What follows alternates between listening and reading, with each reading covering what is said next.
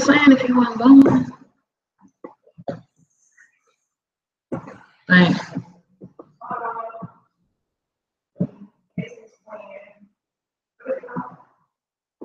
The business plan, the technical assistance.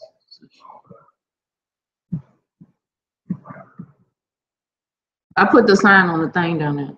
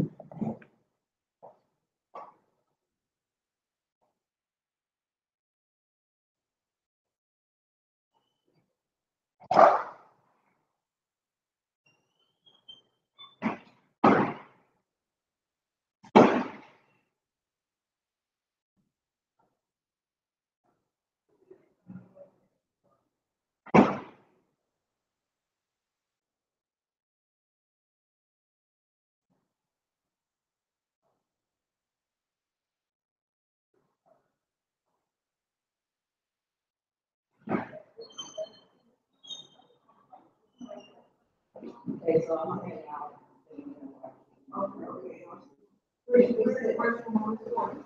Well, yeah, because it's a men's restaurant. It's probably best to just name it. I'll be right back. Okay, because I went up there.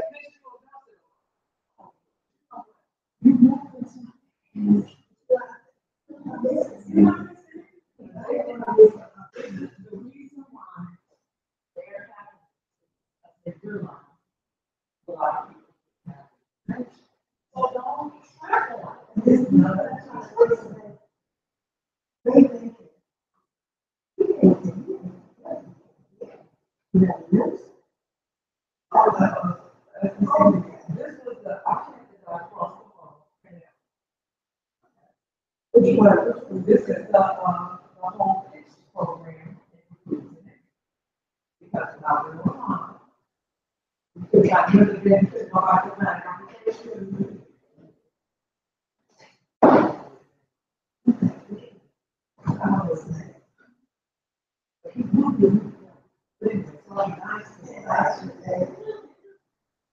Pretty like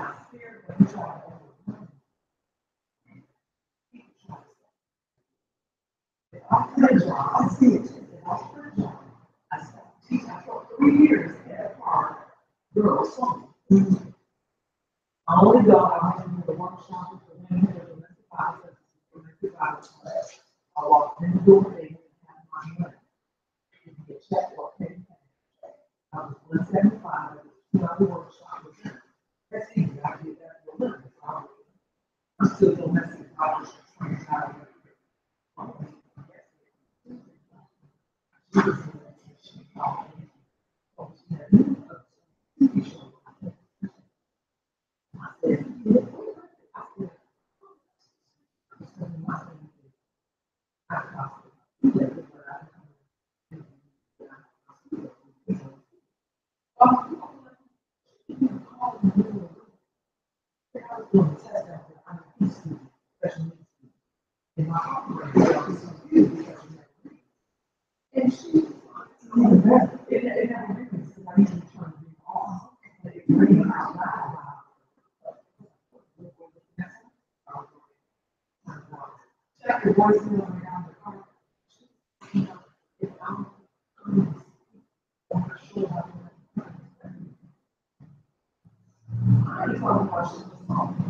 Do you want to see how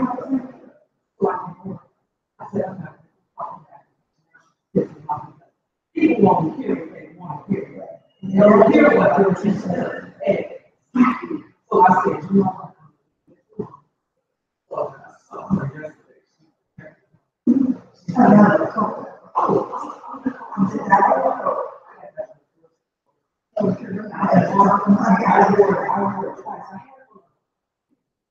My work could be out of me. I'm going to kick somebody that was trying to use it. You know what I'm saying? Yeah. I had, I caught a whole week at one of them. I just refuse to take it out of anyone. Anyone. That's to me. This is right for me. I have to do it. I made about 20 pounds at home. Yeah, I do it. And it's what's funny is I'm not always stuck, but I'm on Instagram, I have a YouTube channel. I just let the website go down. But my LinkedIn is, I don't use that much. My name, my Instagram is on the side of the page. I put everything so I put all my creations on the side. So I have Instagram page. I have a YouTube channel. I was a guy. I haven't used that since I used to do making on this channel. But it's getting to the stage because I still got that, right? And I still got the contact word on it. So I said, well, maybe I'm going to do something. But I just, to be old school, to talk to people.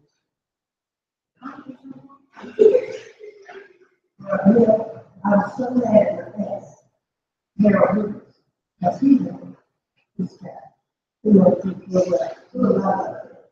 And every time I asked him this back, and the first thing came in was I was ready. And the man, when I told him, listen, he said he's somewhere. And 2 people said to me today that says something, remember, I'm getting lost. But I'm a big leader. And they got that to me. They were taking that. It was this is happening.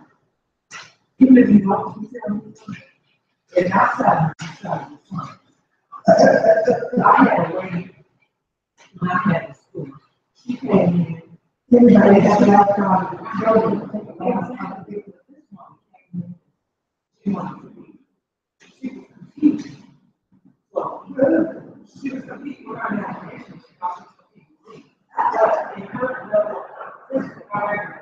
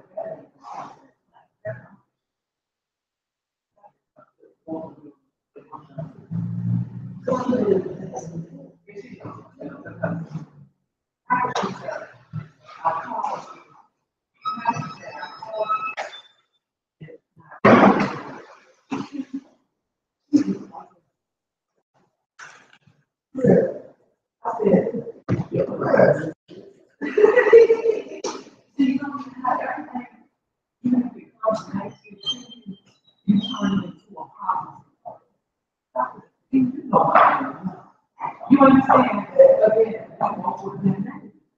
So I see everybody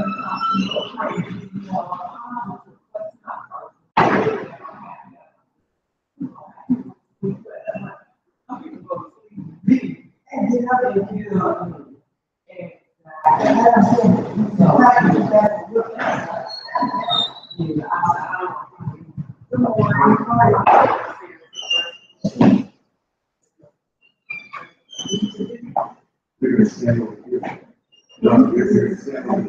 no, actually, I'll be sitting. Yeah, because I have to actually be on the screen. So where is it online?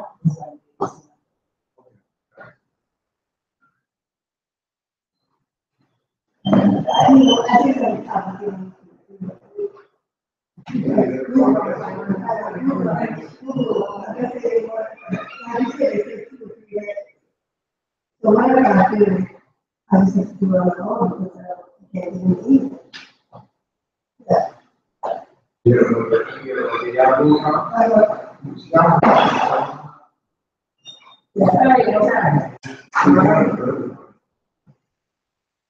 was watching last night and trying to get in it because I had to get in it. So,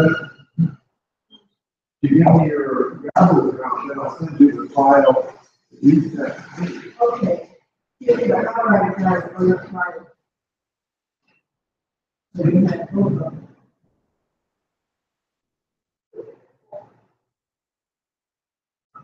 Yeah, I figured that. I never did that. Oh, yeah. So, you know, they think someone's trying to steal. But they did come up, say, question, you see that? JTDIC at 45. JTDIC 45. I'm still trying to fix my plan. And I'm not having successful.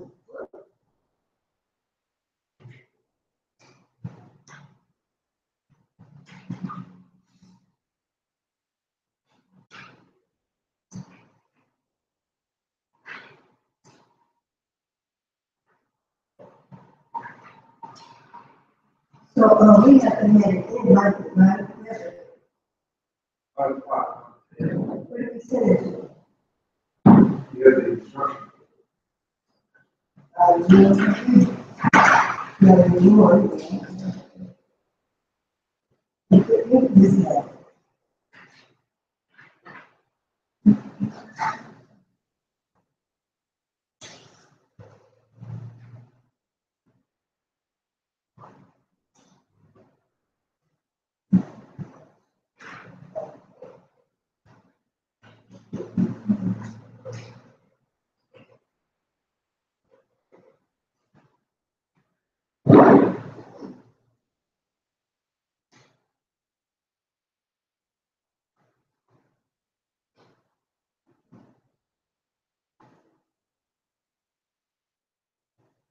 No, I can't do it.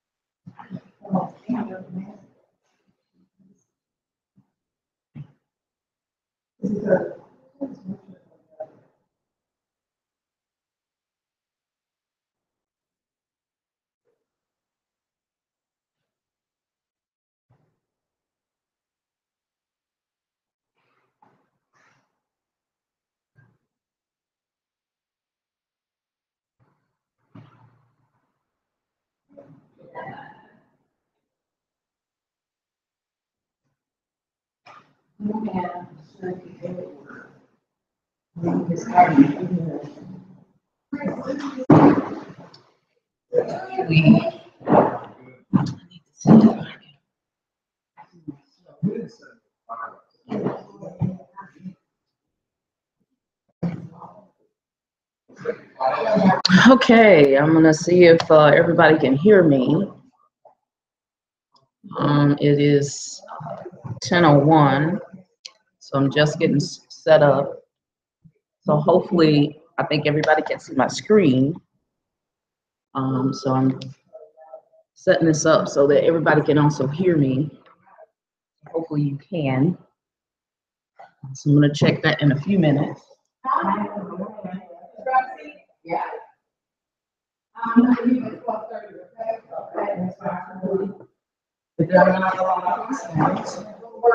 Then I'll do this. No, actually, this is some names.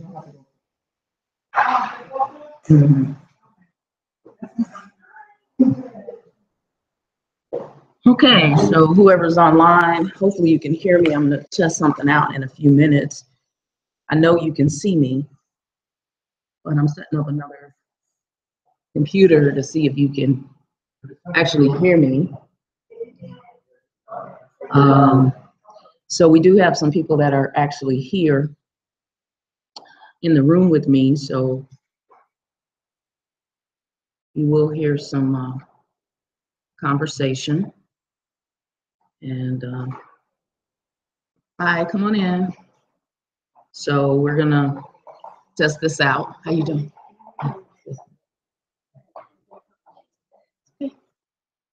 Good? Okay.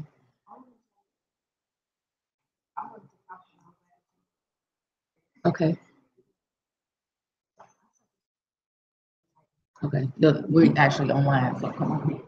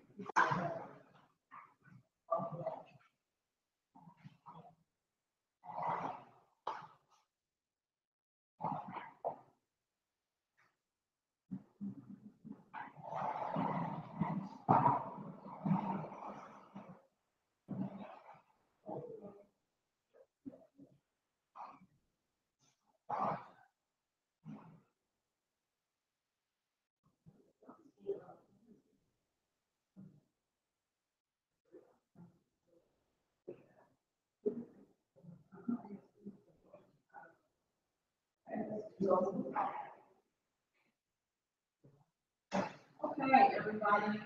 Thanks for coming to this kind of emergency session. Just grab a seat for those that are here.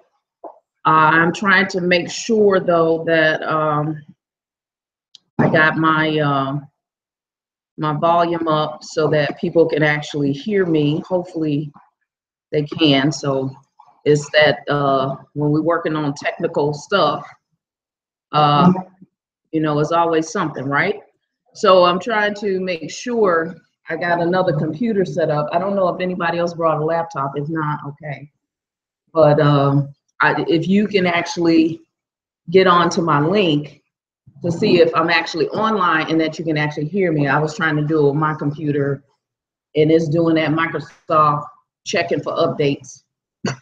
So I'm in a to the link. So I had an online link if you want to actually get online. So I know I am online. I have a few people that are actually online with me. So, but I'm not sure. I'm not sure if you can actually hear me. That's what I'm concerned about right now. Is that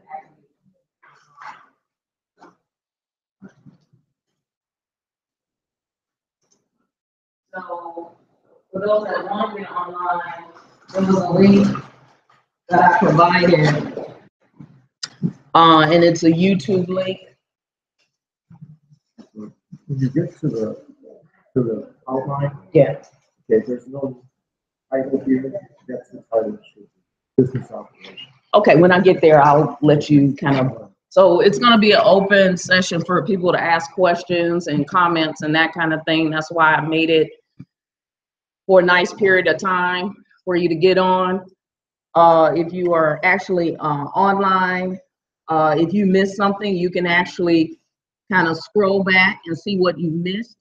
And then you can go all the way to the end of this video to actually see me current. So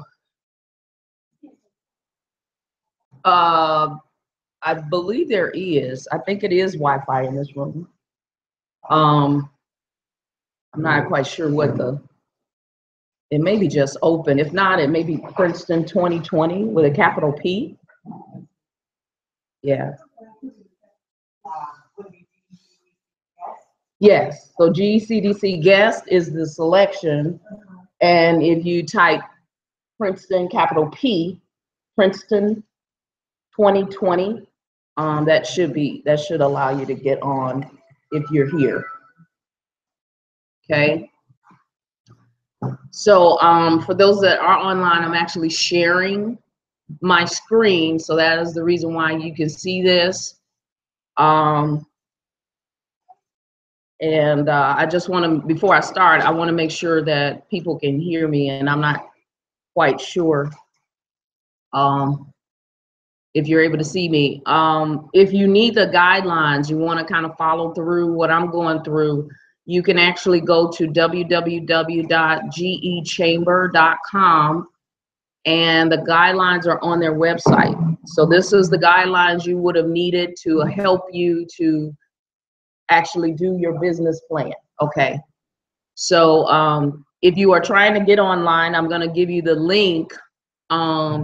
It's https://YOUTU period BE / capital D, capital D, capital I, capital M, capital S, the number 6, small v, number 1, small f, number 6, and capital A. And for those that are in the room, I'm going to pass this sheet around. It has the link, so if you need to see it, you're trying to get online with me, you can do it that way. Hopefully, there won't be a bounce back, though, in my voice if you are online. So you may have to put your computer on mute if you are in the room with me. But here's the link. So Princeton, capital P, Princeton 2020. Okay. So once if you are with me, you want to get online, there was an online link for the YouTube, and it was https://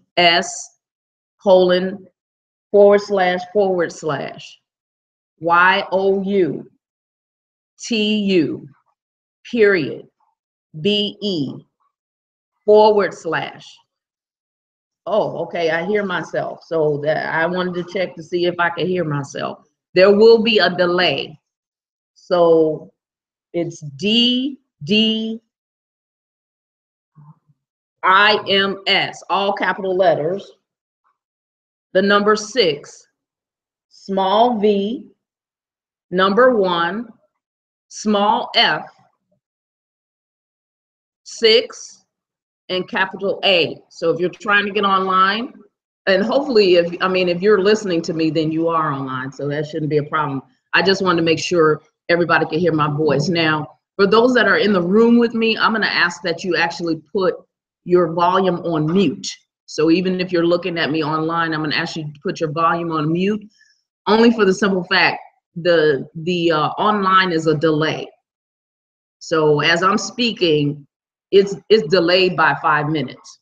Okay, so you're gonna hear double voices. So if just put your volume on mute if you're in the room with me. But thanks for letting me know that I am actually online and people can hear my voice. Okay, so we're gonna get started so that I actually scheduled this for a nice time, but it's only for questions. This probably is only gonna take me about an hour to get through, but I'm gonna leave it open for questions. So there are no dumb questions. They're inquiring questions. Inquiring questions are good ones because if you're asking it, somebody else needs to know about it too. Okay, so we're going to try to get through this. This is going to help you. You entered into the business plan competition. The guidelines were available to you on www.gechamber.com. And there's a link for the guidelines. So if you want to follow the guideline and you need a hard copy after the session, this is where you're going to go to get it. Okay. And this is the document that I'm going to go through. So if you've never seen this document before, then we're going to go through this. All right. Now, what I want to do is to get started and really take you through the business plan portion of it. So I'm not going to cover a lot of the first part of eligibility and all that. I'll have you to read that on your own. So is actually get through the business plan, format the business plan. Now, I am suggesting that, if you're handwriting this, if you're going to handwrite it, then if you can find somebody to type it for you over the weekend, that would be great, because plans to read through, and if we have to read them handwriting, that might be a challenge. So I'm encouraging everybody to find somebody to type this for you once you get it written out.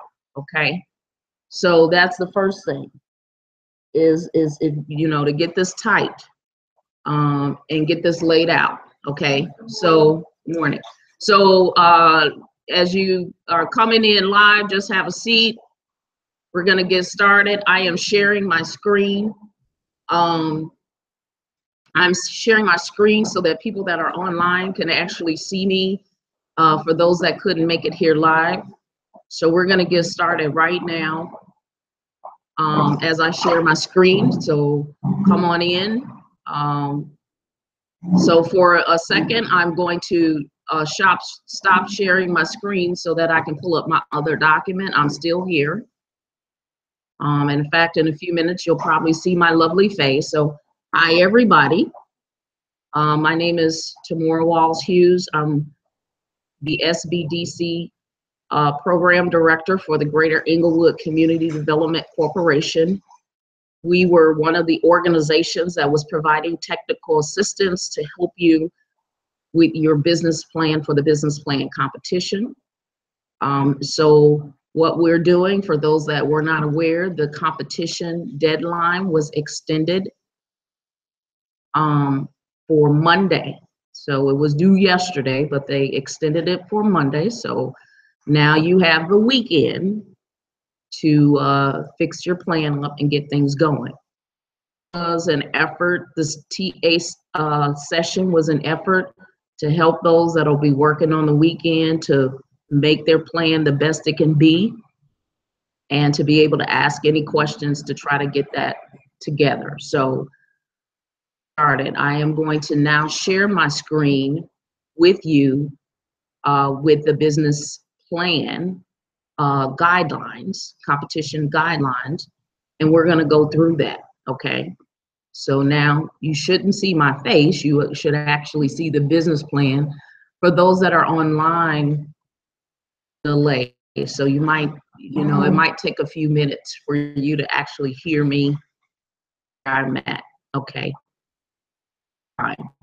And as long as I'm online, this will be available for up to like 5 hours, as long as I stay online. So if you miss something, you can always kind of scroll back and see whatever I said. Okay, so Now we have my screen, and I am actually reviewing the business plan guidelines. As I stated before, I am going to skip through all of the eligibility information about the funding and so forth. I will let you know that the process is that as you submit your business plans, there will be a process of reviewing your business plans. Upon reviewing the business plans, the information here lets you know.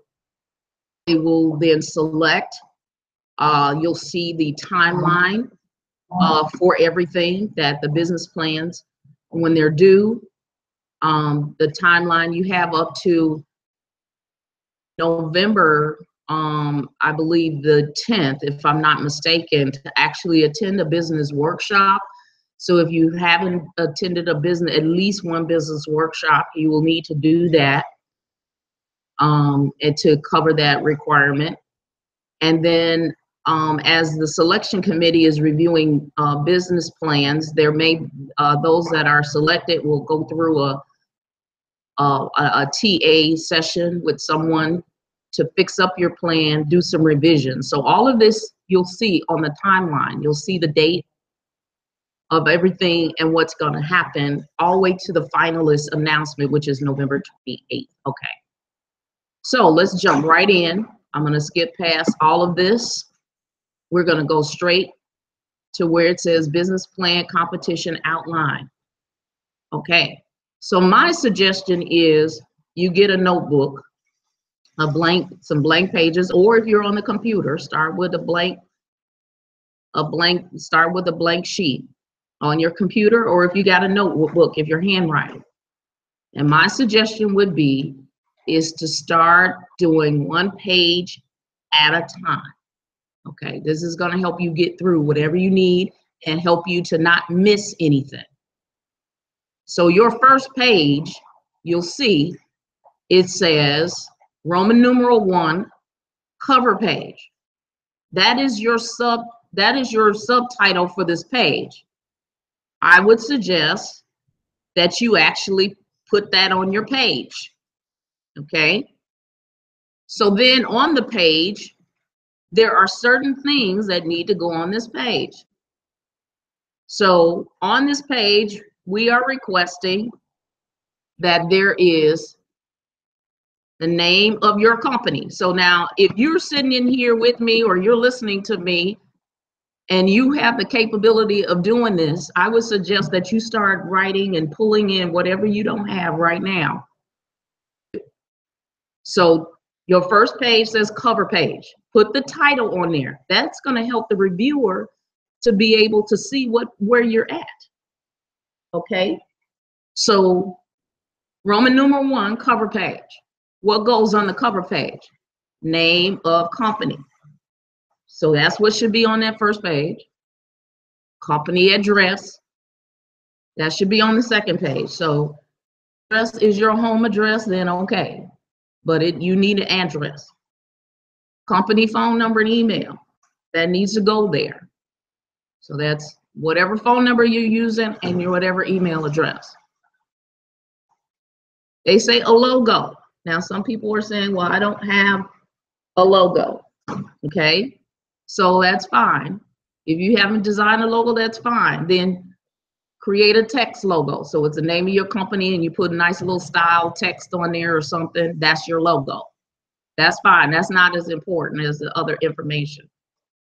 Then you need name, title, and addresses of owners. So if it's just you, you're just going to put your name. You're going to put your title, whatever you're calling yourself. You're calling yourself the president, the CEO, whatever you're calling yourself. And then the address of you. So you might be duplicating your address because your company address is your address. That's fine. Okay, if you have other partners and other owners, meaning that you got 50% and somebody else got 50%, and then you need to put the other person that's the 50, okay? And you need to put their name, their title, their address on that sheet. We're still on the first page, first cover page. Then you need to put the month and the year the plan was completed. So if you just getting this complete and it's going to be completed Monday, then that's the date. I completed this plan on Monday, okay? So put the month, the year the plan was completed. So in that particular case, you're going to put October 2017, okay? Now, if you completed it and maybe this is a revised version of a plan that you've done in the past, okay, then you would put in whenever you originally completed this plan. Then the next thing is indicate that the plan is confidential. That means on this page somewhere you're going to put the word confidential. That's important because it is letting anybody that's going to read your plan that they cannot share this information with anybody else. It is confidential information, okay? So that is important to make sure that on your cover page, you have all this information and it says confidential. Let's move to number 2, which is your table of content. In your table of content, what you are doing is you are actually listing then the subheads throughout this document, and then the page number is going to show up on. So the table of contents will consist of executive summary, page whatever that's going to be, description of business, page whatever that's going to be, the market plan, page. So as you can tell, what I'm doing is using the subheads and then I'm putting a page number next to it. Now you can actually outline the table of contents right now, but you probably won't know the page numbers until you actually finish this document. So you'll end up putting the page numbers in after you're done, because then you'll know where each of these things will end up being on, okay? So you can at least outline it, start it, and then you'll go back and update it as your pages change. Okay, so you need that. That's your second page. Okay, so we got cover page, we got table contents page. Now, page 3, which is the executive summary, it should only be 1 page. Okay, and in this executive summary, it is briefly outlining information that you will put in detail throughout this document. So it is a 1-page executive summary that a person can read without having to read the whole business plan. So what's going in the executive summary? A brief description of the business and of your marketing plan, a brief description of your management structure, so forth. So there's not a lot of information that's going in the executive summary. It's just a description. You're going to go into more detail. Is just designed to let somebody know who you are, what you do, how you do it, how you're going to reach your target audience, and how much money you need to run it. That's it. That's page 1, the 1 page of executive summary. If you go and do 2 or 3 pages of executive summary, you're in error. It tells you 1 page. So keep your executive summary to 1 page. If you're going 3 and 4 pages, that means you've given too much information. The information that you're providing in detail is going to show up in these other subhead sections. Okay. All right. So let's move then to description of business, which is then your 4th page. Okay. You will, on that page, create a subhead that says description of business. While you're doing your business plan, make sure you put the subheads. It's going to help us as we're reviewing this application to know where we're at. So make sure you put subheads on each of your pages so that you can let the reviewer know where you're at. So let's look at what's going to go on page number 4. So page number 4 will be titled Description of Business. Okay, what's going in there? Well, the first thing it says, what does the business do? So you need to explain, and it doesn't have to be overwhelmingly detailed. Tell me what you do. What does your business do? Period. Just answer that question. What does your business do? We provide home style cooking and catering for families, friends, events, whatever. That's what you do. We are a catering business. So explain what you do. That's the first question. The second question is, who will the primary customer groups be? So they're particularly asking, who are you targeting this toward? Who is your primary? It could be all the whole world, but we need to know who your primary customer group is. Kind of youth program, or some kind of art program, and you're providing something for youth and you're selling art and that kind of thing, you then have a primary customer base, although you may be reaching out to a whole lot of people. So we want to know, who will your primary customer group be? It might be a certain group, it might be a certain area of people, but you need to be in detail about who that group is. The second question then is, what geographic market does your business serve? So basically they're wanting to know geographically, where are you serving? Not demographics, geographics. That means location. Are you in Englewood? Are you, where are you serving? With this particular business plan competition, when you read the guidelines, the focus is Englewood, okay? So although your business may reach other places, you also need to emphasize how your business benefits Englewood, okay? So that's the next question. You need to then indicate, what geographic market does your business serve? The next thing is, if an existing business, what is the history of your business? So if you're a startup and you don't exist, then you can skip this question. But if you exist already, then you should have some history. And based upon that, you should be able to give a little bit about your history. When did you start? What did you start doing? How many customers have you had in the past? That's the kind of information you will display in this description. E, how will your management improve the business? So this particular question is asking, as you manage your business, what are some of the things that you're going to do to improve your business? Will you have a project manager? Will you have an administrative assistant? Will you have some outside resources? Are you going to have a third-party business that provide the expertise that you don't have? So it's all about how you're going to manage the flow of your business, that it will improve your business. Okay, so you can project this even as a startup, but it will be necessary to explain this, especially if you're an existing business. Okay, next thing, F, what changes do you plan to make? Okay, so this is really more for an existing business. If you're planning on making some changes so that you can improve your business model, then you can indicate this information of how you're going to make some changes and what plans you plan on doing. And then the last thing is, what social responsibility strategy will your business implement?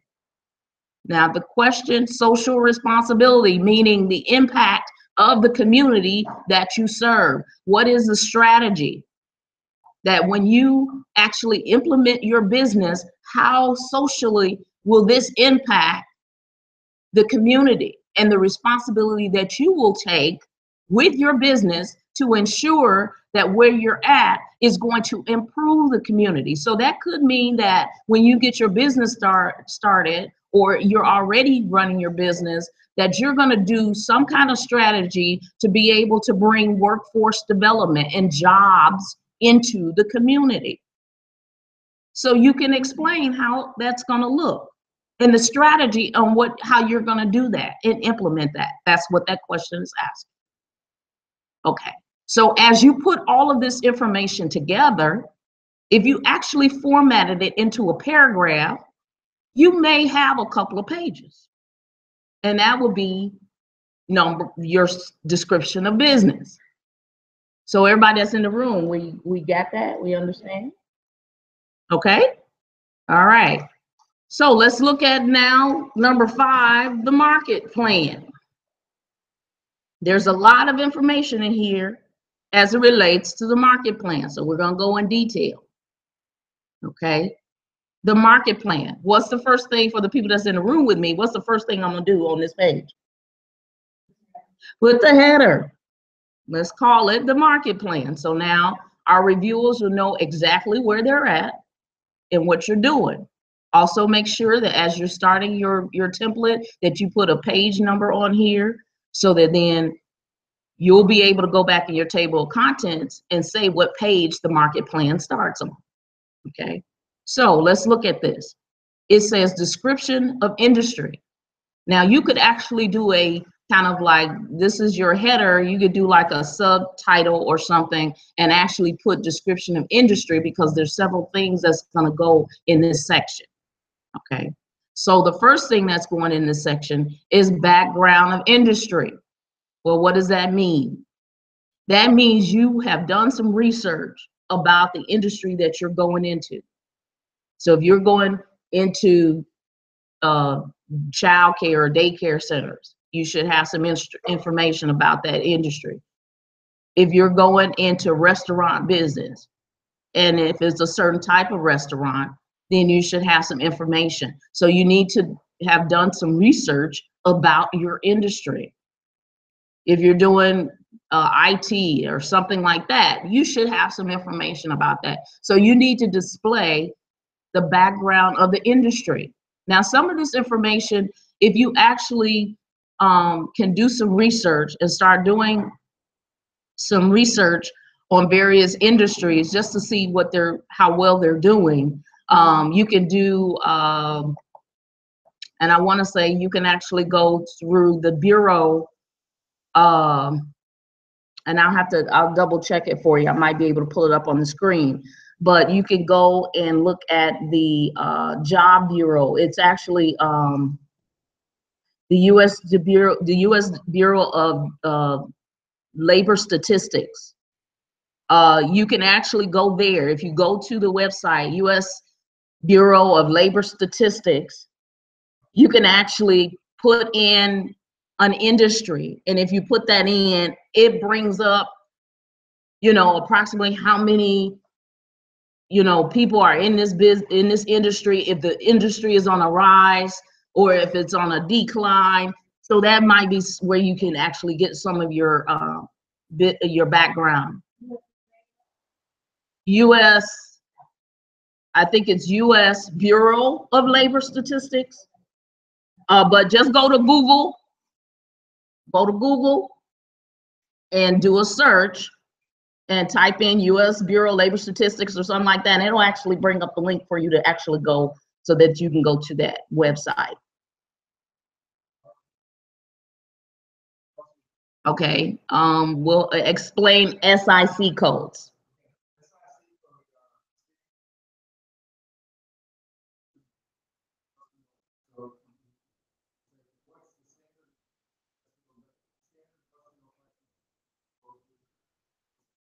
When you ask that question, it'll give you a number. Then you can say, okay, give me information on SIC code number. You'll get an outline of information that's there.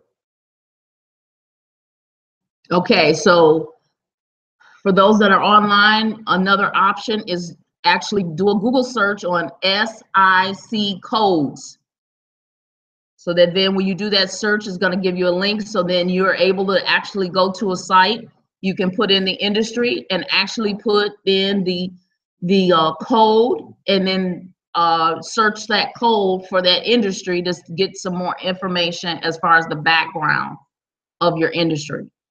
Just giving you some resources on how to find some of this information. Okay. Number 2 says current and future industry trends. So I know for the U.S. Bureau of Labor Statistics, there is something when you actually put the industry that it'll actually tell you what the trends are, what's happening, how many jobs it's creating, that kind of thing. So you're able to find that, okay? So that's another resource, another way that you can actually figure out what's happening within your industry. What are the trends? For people that are into technology and IT, I know that there's a lot of information because there's a trend that they're indicating that by 2020, the job requirements for technical is going to be skyrocketed out off, you know, it's going to be very high. So people that are actually in IT, there is a great demand for it. Okay. And so they're indicating that it's going to be almost as high or higher than healthcare for technology.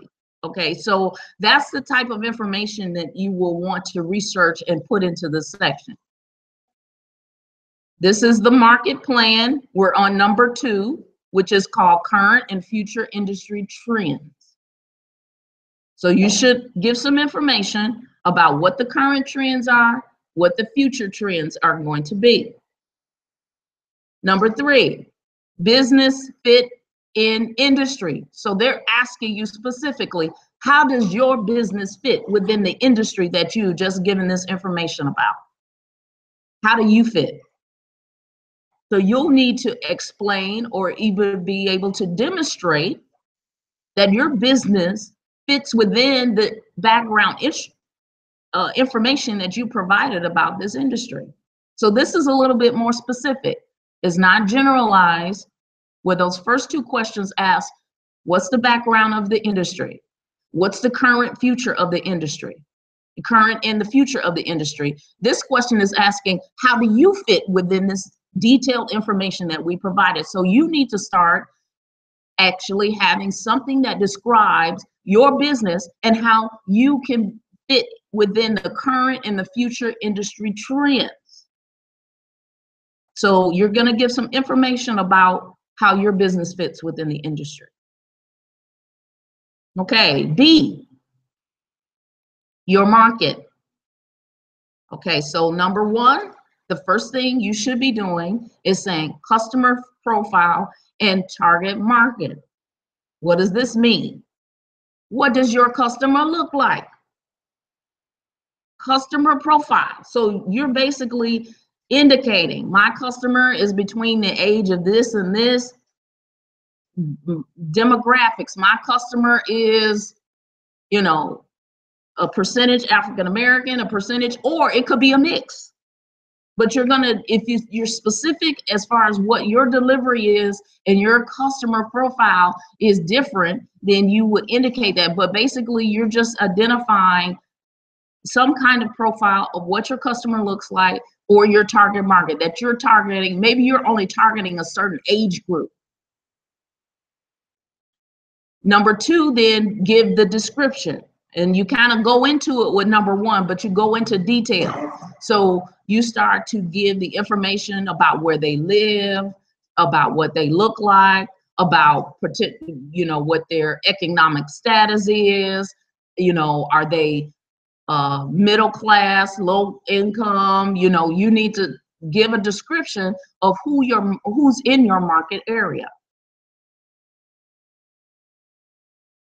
Number 3, size of the market. So now you need to kind of look to see how many people are within your market. Now, where do you find this information? Well, you might be able to actually find this if you're wanting to look at your, and I'm trying to think of the website, Census Bureau. So Google the U.S. Census Bureau, and when you Google that, it's going to take you to the website. On that website, you can actually then be able to pull up stats for your zip code, for your community area. You can pull up details, and then when you pull up those details, you're going to actually be able to see the number of people within a certain demographic in a certain community area. Okay, so this is how you can find the size of your market.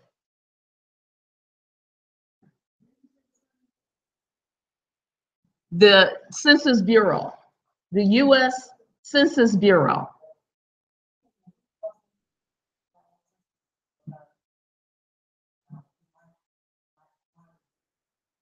Mhm. So where can I, like, if I'm gonna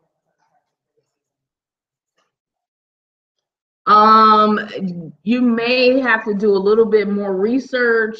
I know there are companies that, you know, you can pay for the information to get that information. Or what I found is that if you go to some of these real estate websites, you know, like if you're looking for a property or something like that, I think one is called, if I'm not mistaken, it's like Chicago Data or City Data. You can actually type in a certain zip code and they tell you about the properties in that community area, and some of them will actually tell you the businesses that are within that community area as well. So then you can see what types of businesses are in that community area, that zip code. So that might be a way to figure out what other businesses are within that target area. Okay. Okay.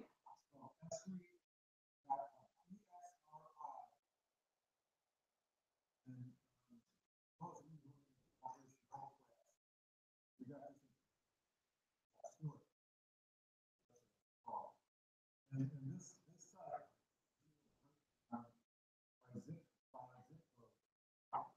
what the characteristics are of people who live in it,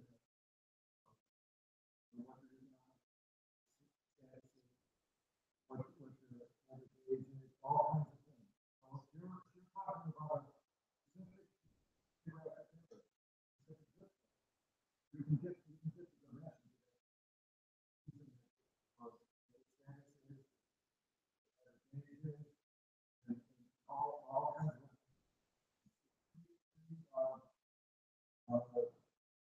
so it doesn't cost anything to get it. Okay, so for those that are online, another site to get some data is esri.com. Okay, esri.com, to be able to pull some of this data to fulfill the requirements of your plan, where it talks about your market. Okay. All right. So then, with all of these websites and things that we provided, you should be able to then have some information about number 4, your market potential, your market trends, because as you put this data together, you'll be able to determine, you know, what is your market potential by the year 2020? What is your, you know, you should be able in your research to determine if your market is in an incline or if your market is in a decline. You should be able then, through your research, to also be able to determine your market trends. You know, how is your market trending? Is it, you know, does your market pick up really in the summertime because of what you do? Or does your market actually pick up during the winter times because of what you do? So that's the type of information you should be trying to populate in this section. Okay. All right, so we've gotten through B, so now we're in C. We're still in the market plan, but we're C. Now we need to talk about some competition, because you're not the only one out there doing it. Or you may be the only one. So you need to be able to demonstrate that as well. So competition, that should be your next kind of small subhead. And underneath that, there's several things that you need to look at. The first thing is direct competition. Now, the description of that is that these are businesses that are in the same market area and offer the same product, such as 2 restaurants or a movie theater or a video rental store. So the first thing is giving information about your direct competition. So you should know who's offering the same thing you're offering.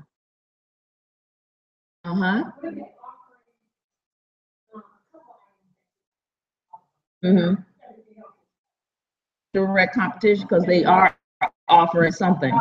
Now, what happens is when you start to give a description, and you're able to then say what makes me different or what makes me better. Say, but they don't offer this because I do. Okay, so then that's where you can kind of do a comparative analysis. I'm actually online, huh?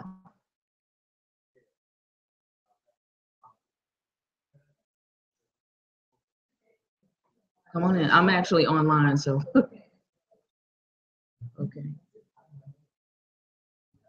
All right, so what you need to do is direct competition. So you need to give a description then of who that is. Who is your direct competition?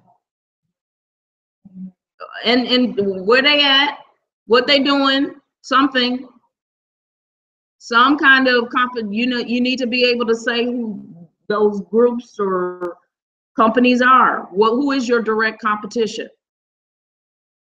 Okay, so give some, it doesn't have to be a lot in detail, but at least you know who's around you.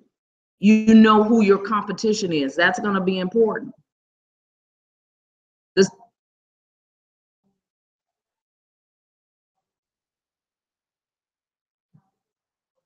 I don't have the address, but at least you should kind of give some indication that you know who your direct competition is.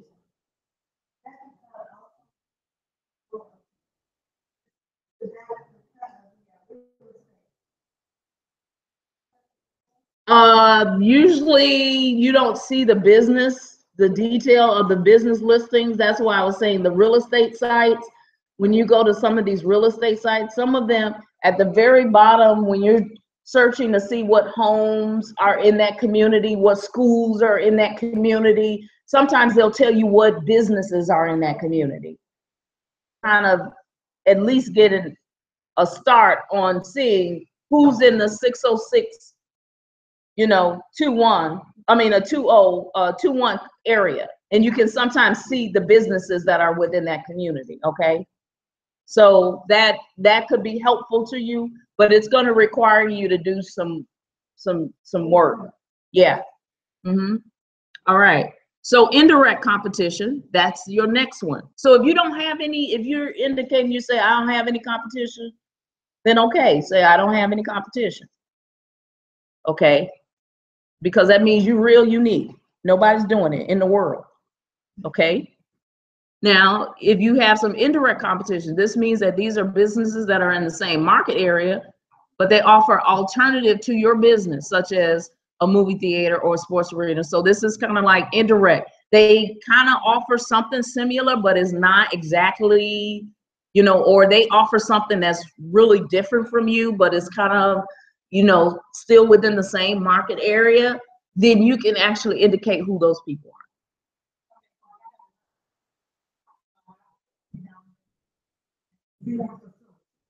Yeah, you put McDonald's in there because if you're a restaurant, the question is, I mean, you can put McDonald's in there as just a general that you got a restaurant, you get in your area, you got to make your competition is McDonald's, Burger King, you know. So you're gonna put those Harold's Chicken, you're gonna put those restaurants in there because they're offering food as well. Okay. The thing is, they're on a higher scale though. So really, even more, your direct competition is people that are not a McDonald's, but they still sell food. Because you're really in competition with them. Okay. So you want to at least outline, yeah, McDonald's and Burger King, those are your direct, those are competitions, but they're on a larger scale. They're big, yeah. Yeah. Well, Harold's or the local JJ's or the local restaurant, small business where they only getting, you know, 200 people a week, 200 people a day or something.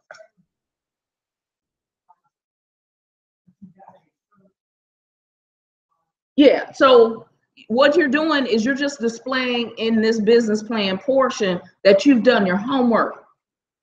You know who your competition is, direct and indirect.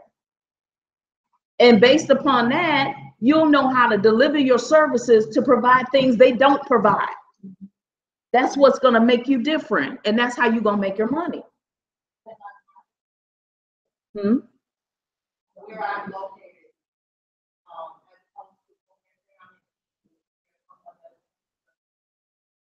it does what I do, but they're on the side.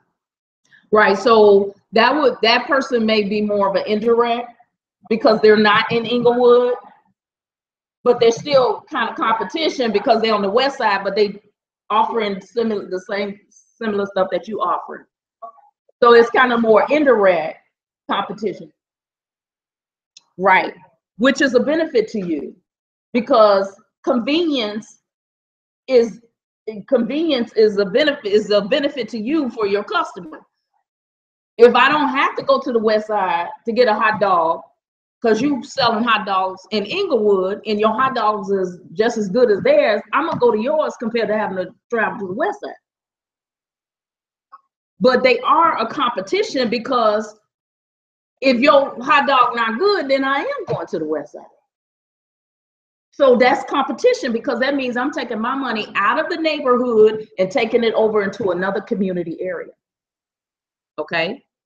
All right. So number 3, evaluation of competition. It says that you should be describing your strengths, your weaknesses, size, age, status. So you should be evaluating as well as evaluating yourself. Okay, so for your competition, what are their strengths? You know, now if you saying that part of your competition in your community area is a McDonald's, well, what's the strength of McDonald's? They brand it. So McDonald's is not scared of you. Okay. All right. So that's a strength, but a weakness could be something else with McDonald's. Everybody don't like McDonald's.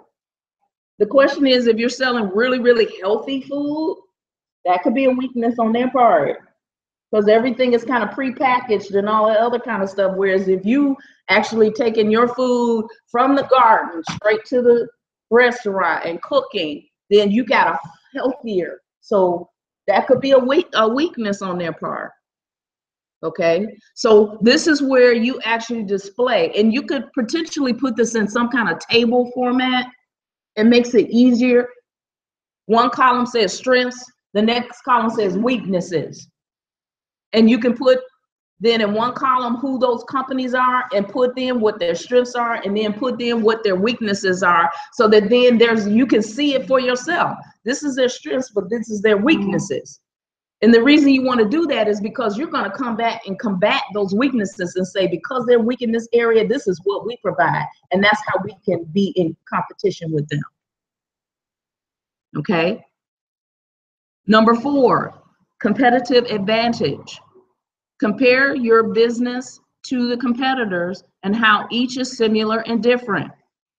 Then describe how your business will offer a unique product or service that will gain and maintain your market share. So basically, that's what I was just explaining to you, is that you're going to do a comparison. Here's your business. Here's your competitor business. We're similar in this. We offer this, this, and this, but this is what we're different in. And then in that description, you're going to say how you offer a unique product that they do not offer that's actually going to gain, and you're going to be able to gain and maintain your market share, meaning make money and get customers. Because if my competition is not offering it and I'm offering it in excellence, that means that I'm going to get customers and I'm going to make money because my competition doesn't do what I do. So that's what you're going to put in that section. Okay, so we have completed then A, B, and C. And if you kind of keep everything very brief, it doesn't have to be so long, but just clear, you should be able to get through these sections to then put everything together, and then you'll have your plan. Number D, What are the strategies to reach your target markets? So there are several things here that you want to kind of look into. It doesn't have to be in detail, but you want to look into them. The first is your market position. Where are you within your market? Are you a big box, or are you within a market where your market, you're only making $10,000 a year? Where is your market position? You know, where are you within the position with all of your competition? Are you in the middle? Are you kind of on the low end of things? Or are you as big as some of the bigger companies? So startup, you're a startup. You're on the low end of your market. You just say you're a startup organization. So my market position as a startup, I'm a startup organization. So my market position is, you know, within a certain range. Maybe it's a dollar amount that I'm only making $50,000 a year anticipated income after taxes. Okay.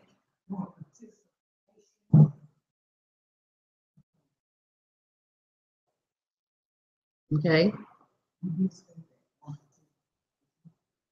What do you? No. So market positioning. Okay. So where? Yeah. So you're a startup company. So as a startup company, your position is that you're not like a big box, or you're not like a big company, which means that your anticipated revenue may only be $50,000 or $100,000 a year, because you don't have to. You can just, yeah. Mm-hmm. Okay. Hmm. As a startup, you know, as a startup or company, most of the time people understand as a startup company, you're not, unless you have a product or a franchise or something like that, that you gonna be coming out making $500,000 in the first year. Okay. The next thing is marketing tactics. So that's basically saying, you know, what is your strategy to actually get your product out there, or your service, or whatever you're doing out to market? Are you on social media? Are you doing newspaper ads, television ads? You know, what is your marketing? Are you word of mouth? What are your marketing tactics? So you're giving a little bit of information about that. If you have a product, as far as packaging is concerned, you know, do you have a brand? Are you how you packaging it? Is it actually in a bottle? Is it, you know, is it in a box? You know, even if you're providing a service, if you're a service provider, does your customers get a folder with information? Do they get a binder? You know, if you're providing some kind of training or something like that, you know, what does your packaging look like? You know, it has your logo on it? They get a binder, they get information. So you need to be able to state what that is. Pricing, it's self-explanatory. How much does it cost? And if you have a range, you have a scale and that kind of thing, you need to indicate what those prices are. It could be a price list. If you're a restaurant, then if there's certain, you know, certain items that you offer all the time, then you could indicate, you know, my hot dogs, you know, cost $5, you know. So you want to, yeah. Some business plans I've seen, they actually have the menu in there, and they have the range of how much it costs. Yeah. Promotion, that's basically just asking, you know, how do you promote, or do you have special offers? You know, so once a month, do you offer special offers? The first 10 customers get, you know, an item, or 20% off, or, you know, so it's just detailed information. If you don't have promotions, and you're not going to offer promotions, then you don't have to put anything in there. Mm-hmm. Like, do I need to do something for the packages that I have the juices in, sandwiches, or? So you should indicate, I mean, you should indicate how that's packaged. Is it saran wrap with a label on the top, or is it actually professionally packaged where it's sealed? You know, you need to be able to indicate how it's packaged, that you're not, if you're doing sandwiches, that you just not making the sandwich and then just handing it off, that is actually wrapped. Or if you're preparing it on site, are you putting it in a tray, or are you putting, you know, how are you packaging your product? You know, how are you delivering it? You know, how is it actually you're branding your product as you're selling it? So you should put a little bit of information of what that looks like. Okay. Distribution, that's self-explanatory. How are you distributing your product or your service? You know, what does that look like? Are you in a store? Are you in a restaurant? You know, what does the distribution look like? Advertising, and again, each one of these doesn't have to be a lot, just some brief information. Doesn't have to be really detailed. Okay. Advertising, you know, how are you letting people know that you're out there? You know, are you actually spending some dollars on advertising to make sure that people know what your service is? Question? The who? Yeah, yeah, yeah. Mm-hmm. Yep. Flyers, social media, radio, TV. You know, how are you advertising? Letting people know you're out there. Then public relations. This is press releases, PR. You know, are you putting something in a local newspaper? You know, are you doing, every time you do a special event, you do a press release so that people know what's happening with your business? You know, so that kind of information needs to go there. And then the last thing is customer service. You know, your delivery of customer service, your strategy on how you reach remember the question is, what are the strategies to reach your target market? So what is your strategy to reach your target market through customer service? No, customer service is more, you know, when they call you, they don't get a voicemail. They get a live voice. Hi, how may I help you? That's customer service. Whereas it takes me straight to voicemail. Every time I call, I get a voicemail. Whereas if I get a voice, I talk to somebody. That's customer service. Yes, yes. So if I have a customer and they're actually coming into my store, my restaurant, or whatever, they are greeted by somebody. Hi, welcome. How are you today? You know, how may I help you? And then customer service could also mean that whatever that person needs, they get it before they leave out, or at least you're indicating, we can't help you, but let me give you a referral. So you never let your customer leave without getting what they need, or at least you making an attempt. That's good customer service. So that's what you would put in your business plan, how you intend to extend good customer service and the strategies of doing that, because that'll help you reach your target market. Because if you got competition, your competition might not be doing as well as what you could do if you extended good customer service. Okay, so you need to put some information about how you will extend customer service. Okay, so any questions? I know I got some people online, and I know I might not be able to answer you, but what I'm going to ask is that you actually send us an email, and we'll try to answer some questions. If you shoot us out an email and see if we can answer some for you, if you actually have some online. We just wanted to make sure that we provided this technical assistance for those that could not be here live to go through this in detail. Okay, so I'm going to, so I'm still online. I hear myself, which is good. Great. All right. So let's get on through this. We're almost done. We're almost halfway done. All right. So now I am actually I went through the whole section of what was that? Section 5, the market plan. So now I'm in section 6. So the first thing I'm going to do on this page is I'm going to put that header, which is management, structure, and organization. Okay. Okay, mute me. All right, thanks. All right, so what goes in this section? So in this section, legal form of ownership. What does that mean? That means, how are you going to register your business? Are you a corporation? Are you a S corp? Are you a LLC? You know, are you a partnership? Okay, so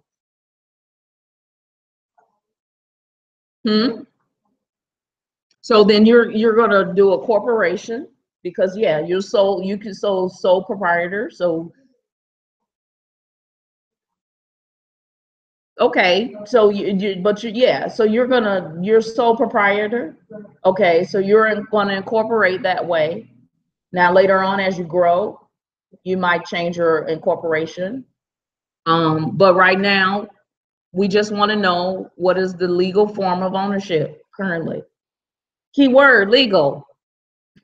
Okay, which means that you need to go through a process, even though you may not have it. Maybe that is your plan to actually legalize your business. How do you do that? Secretary of State, Jesse White. Yes, of course. We want to know you're gonna be legit and you're gonna win this competition. So then you put that you're in the process. Yes, you will put that. Yes.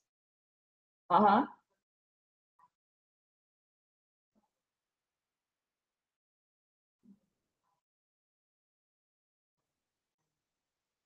Mm-hmm.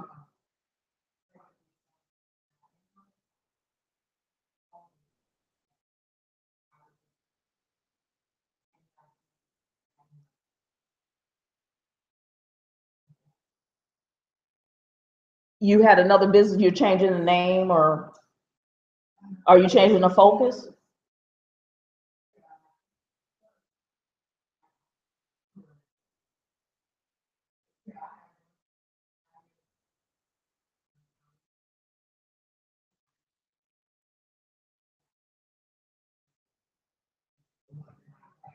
Okay, my suggestion would be, and I always refer people that you need to, if you're talking to an attorney or something body like that, then I would suggest doing that.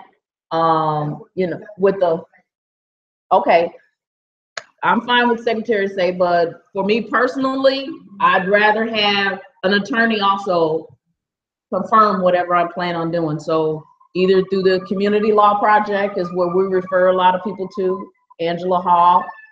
But I would suggest, just to get, so that you're clear and that you're not speculating, to make sure you're set up the right way.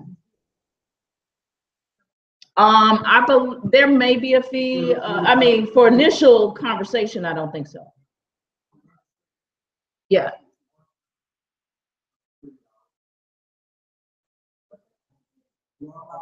So it's the Community Law Project. The community, do a Google, the Community Law Project. So this is so that you have access to some legal advice.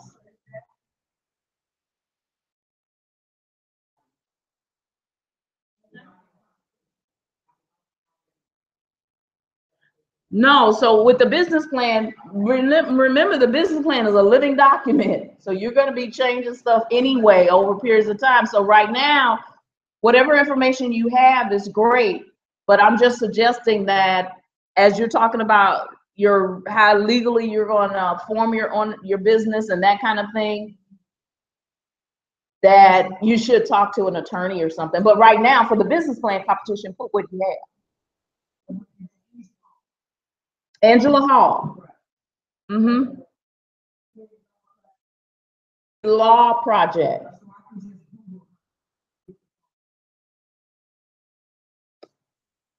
Okay, B, describe your organizational structure and who does what.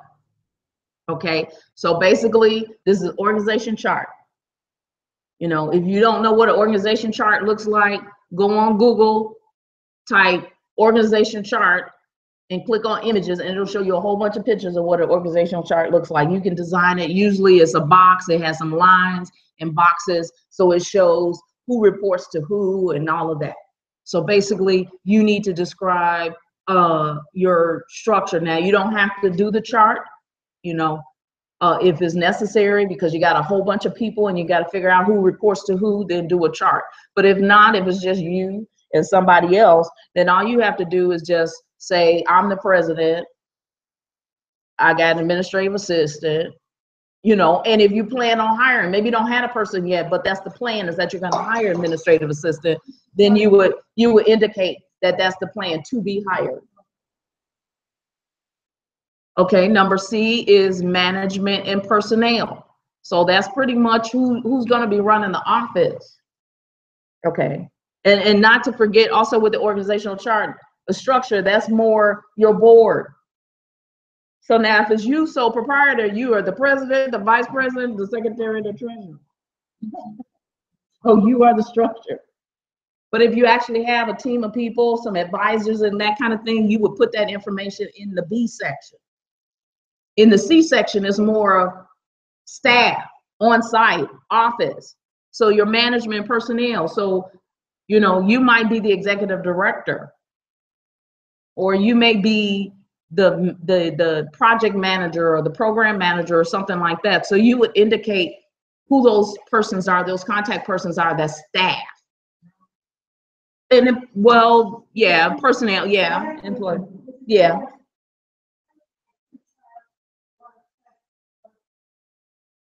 No, I mean, if it's not too much for you, you can. But right now, for the business plan, you just kind of want to show existing what you're doing right now. If you don't have it, that's why they said that's why they said include a chart if necessary. As a startup, you might not need a chart right now.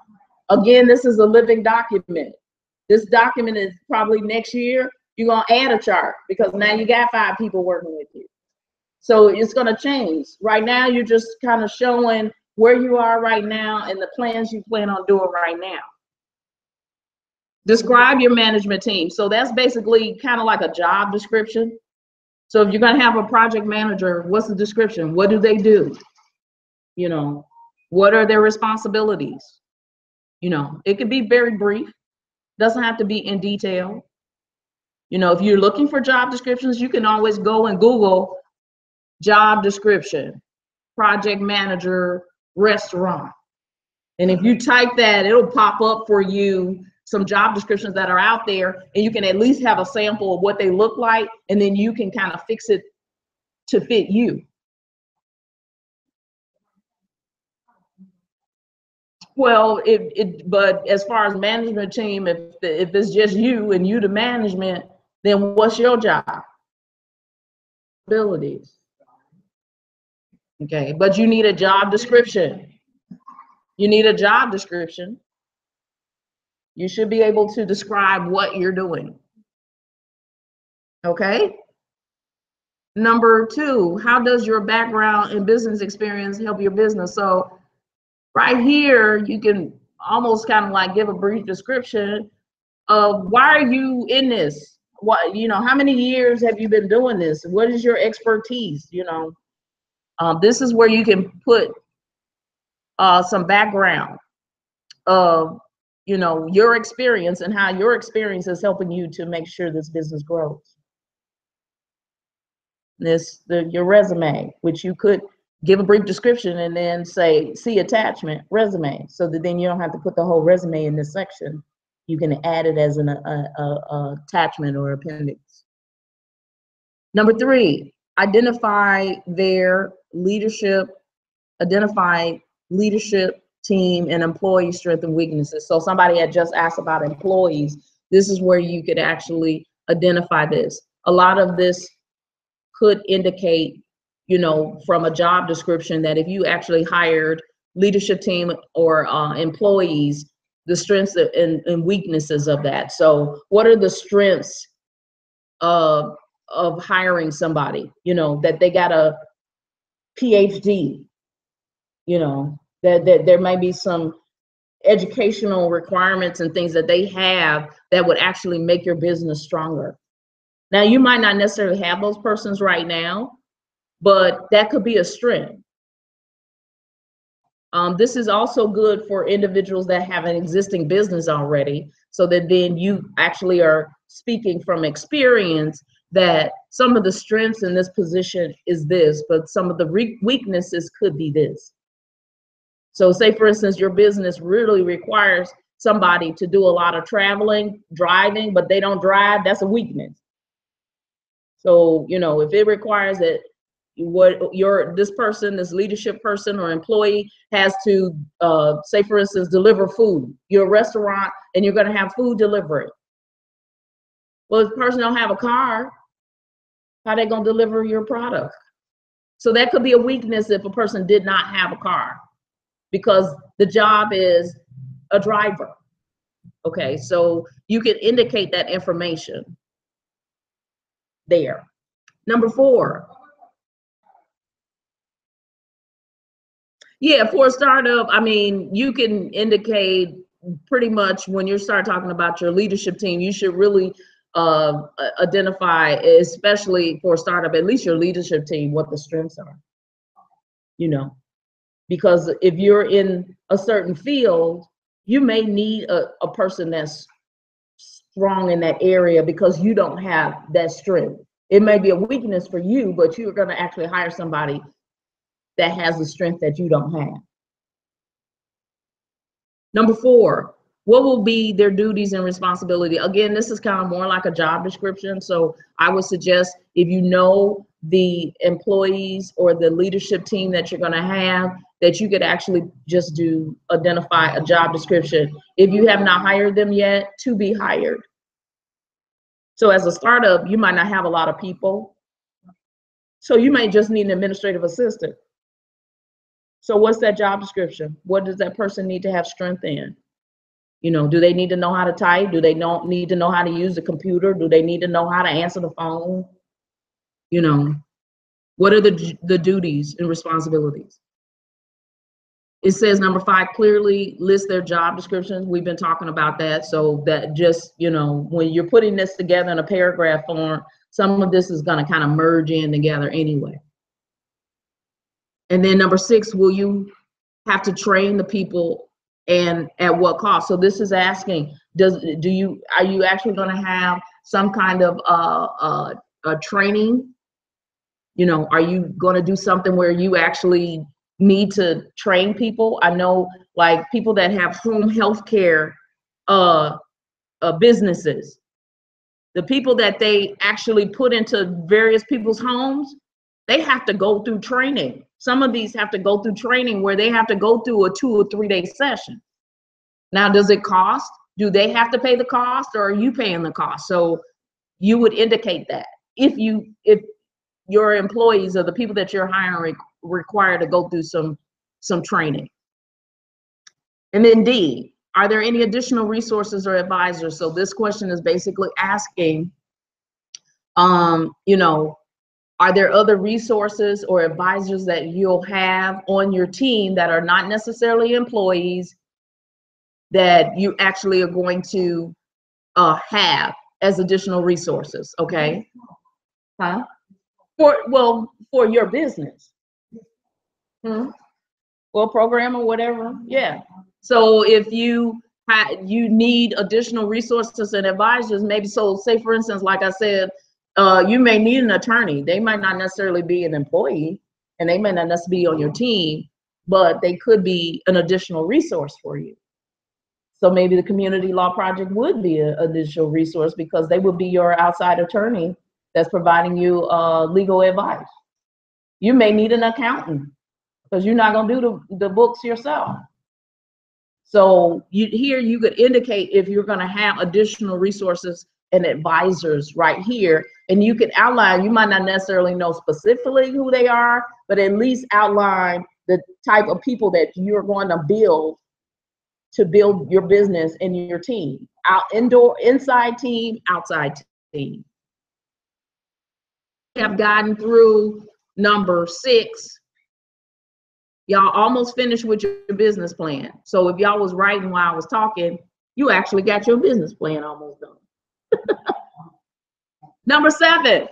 This should be fairly easy for startup. If you don't have a location, where's your location? At the house. Or if you're a member of the Greater Englewood CDC and the Business Accelerator, that might be your office upstairs. Okay? You just have to be a member. You have to pay. Yeah. Okay. Oh, yeah, that's right. So the header for number 7 is business operations. You don't see it. You don't see anything. So Ray says it's business operations. So write that down. So everybody that's online, write down business operations. Okay. And it was in the list on the checklist, but it wasn't in the document. Okay. Great catch. So business operations is number 7. Okay. So what's underneath there? One of the subs is location. So what do they want to know? What is your business? So we've kind of explained what that is. So if your business restaurant, soul food restaurant, so we don't have to get in detail. Remember, these are questions that they're asking. You could actually put it into a paragraph form. But we're just going through the questions, so at least you know you have the information, and then you make it into a paragraph that makes sense, okay? So my business is this, huh? You can answer, but I would suggest that you try to put it in, because most business plans do have some kind of paragraph form. They just don't have the answer. You know, so what is my bit? So you need to put in a sentence. My business is a. Okay, so the first one says, what is your business? Answer that question. My business is a. My business is a. Why did you choose that? I chose this location at Englewood, whatever the address, because it's close to. So kind of expound on why you chose that location. Okay. So if you're a startup, you don't have a location, then you're in home. And you chose in home because it's right now financially, you know, it fits because you can't afford no rent. Or say, for instance, you actually choose the Englewood Business Accelerator and you pay a membership. You would say, because of the convenience that I actually have a membership, that I have a shared office space, and I'm able to have access to the amenities in that space. That's why you chose it. And it's cheaper than trying to go get a storefront. Potential space, you can put that. So if you kind of know a little area and you've kind of checked out the space, potentially you can say, potentially I would like to locate in this space. Why? You know, so you need to say, because there's nothing else around, because, you know, the competition that I've already assessed does not offer what I offer. You need to explain it. Will the building be owned or leased? So if you are talking about actually a building, will you own it or are you going to lease it? Okay. What are the terms and the length of the contract? So if you really don't know yet, you're still in that assessment, you can indicate that you're in a research mode right now. You don't know the terms and the length of your lease contract, but if you do, then you need to indicate what that is. Okay, what renovations will be needed and what will be, so again, if you kind of know the location, you know what you're talking about, you've already had a conversation with the landlord, then you can put that information there. If you haven't, but you know the space, you know the place, and you're kind of looking at it and from the outside, it looked like it needs some work.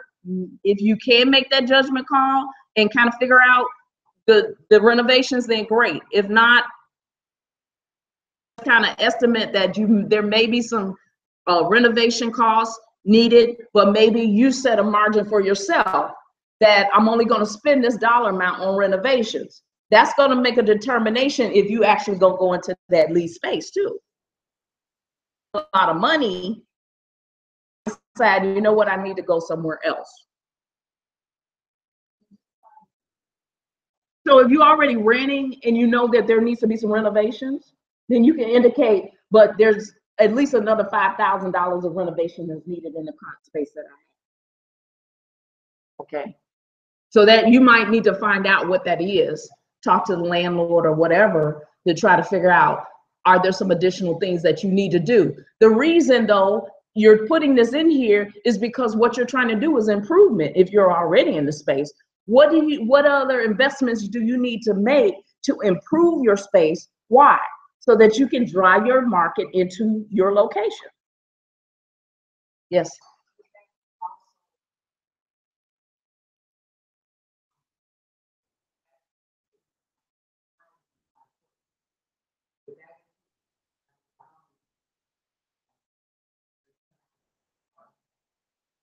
Well, that would be more like equipment. We're in the location. Are we in location space? Yeah. Okay, but that would be, you would be talking more about equipment and things that you need to acquire.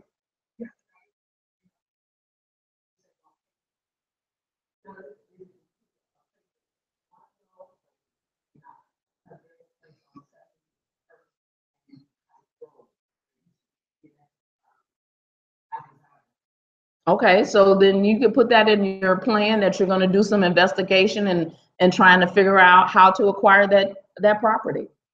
Put that address down, say what it used to be, you know, and then start to do that research on how much does it cost, who's the owner, does it need improvements, you know, because you would actually put that in your budget as a startup.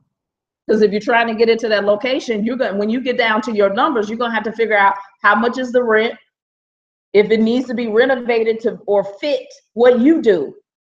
So if it was a barbecue place, does that fit into, if you're baking? Okay, so again, the question is, you a bakery, that's a real place or a grill place, does it have the right equipment? Does it have the right structure for a bakery compared to? So those are homework items that you have to do in order to assess, is that a good place to be in? And how much will it cost to renovate it so it will fit what you need it to do? Okay. The next question then is describe the neighborhood.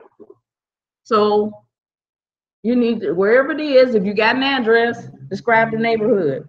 Now, if you are not necessarily looking at a location, say for instance, you were using shared office space and you were on the 4th floor in a shared office space, you could describe that, you know, and describe the neighborhood. Describe the neighborhood that's around here.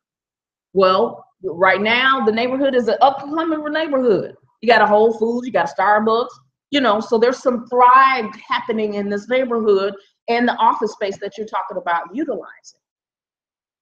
So, but then you could also describe surrounding you, there are some other spaces that are not stabilized yet in Englewood, you know. Also, you could describe, as far as the neighborhood, whatever you're offering, that there's only one of it or zero.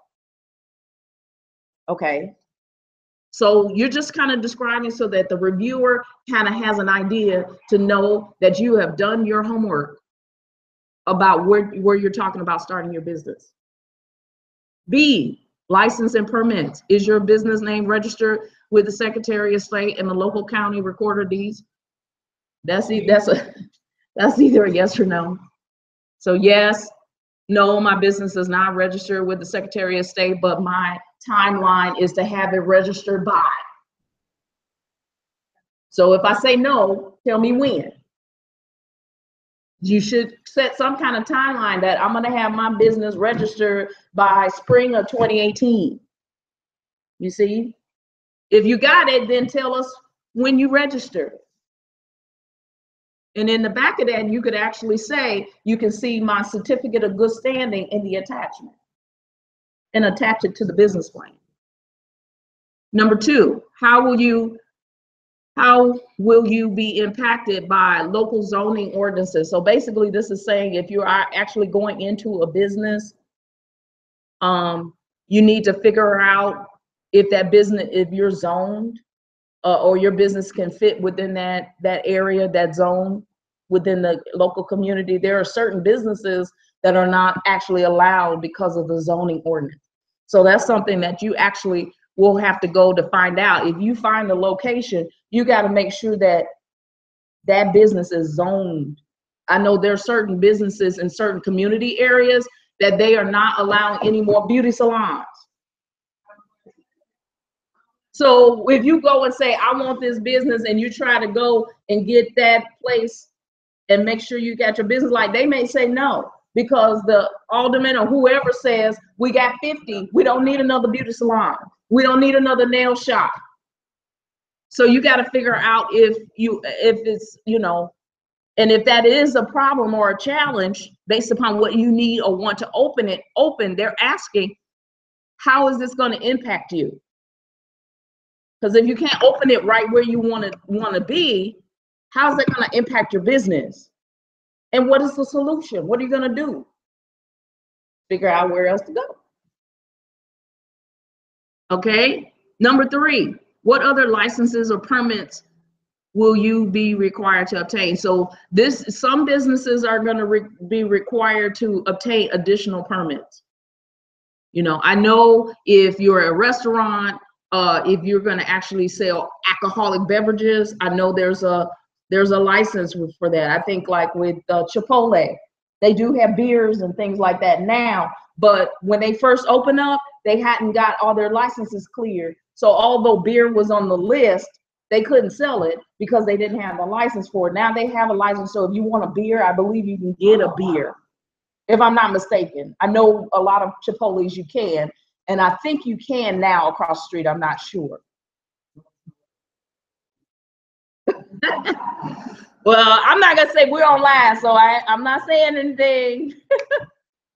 So, but some businesses will require additional licenses and permits, so you'll have to take, if you're opening a daycare center, I know that there are daycare licenses and permits and stuff that you have to have, and insurance and all of that, you know. So based upon your business, outside of just registering with the Secretary of State, outside of checking what the recorder needs and all of that and getting your business license, you may need some additional permits and business license because of the type of business you're in. Huh? If you've done that research, yeah, or at least indicating that you know you're going to have to get this license, this permit, this permit. Yeah, at least say, let us know that you've done your homework and you're not just jumping into this and you haven't thought this thing out. Because you will need to know, if you do have to get additional permits, well, how much does it cost? Why do you need to know that? Because it's going in your budget. It's going in your startup budget. Good, yes.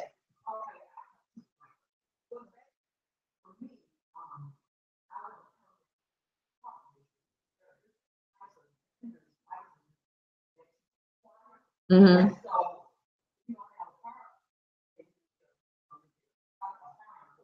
Okay.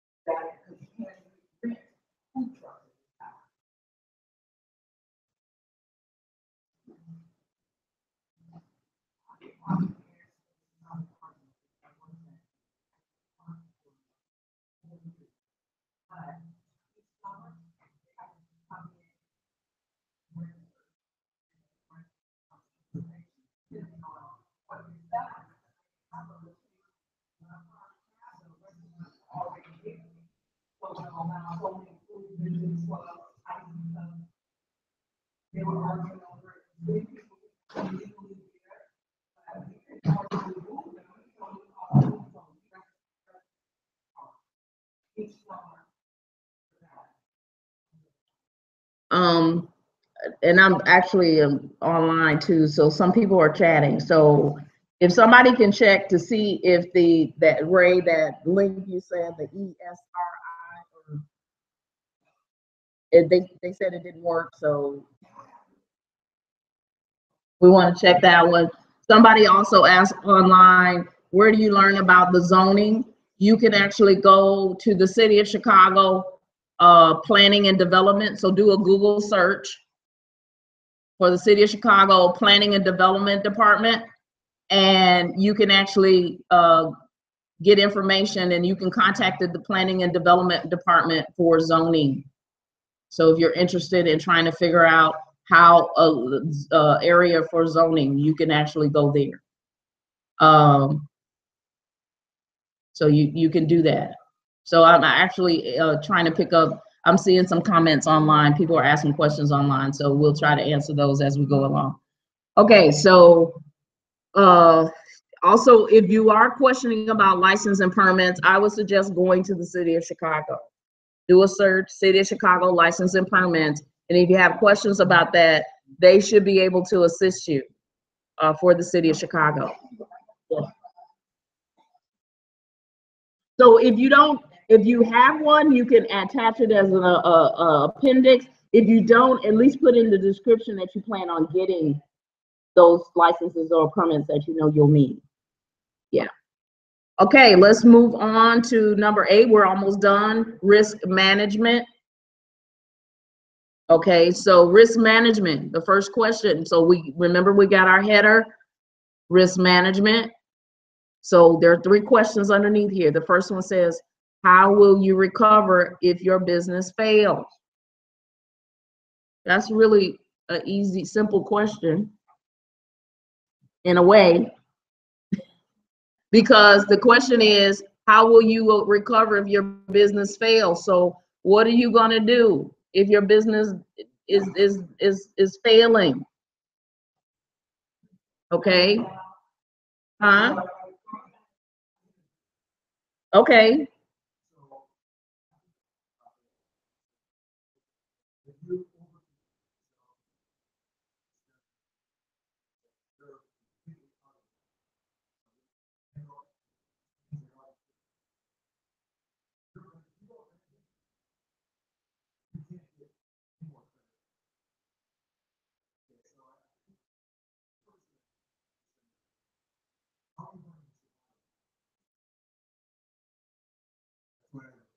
Okay.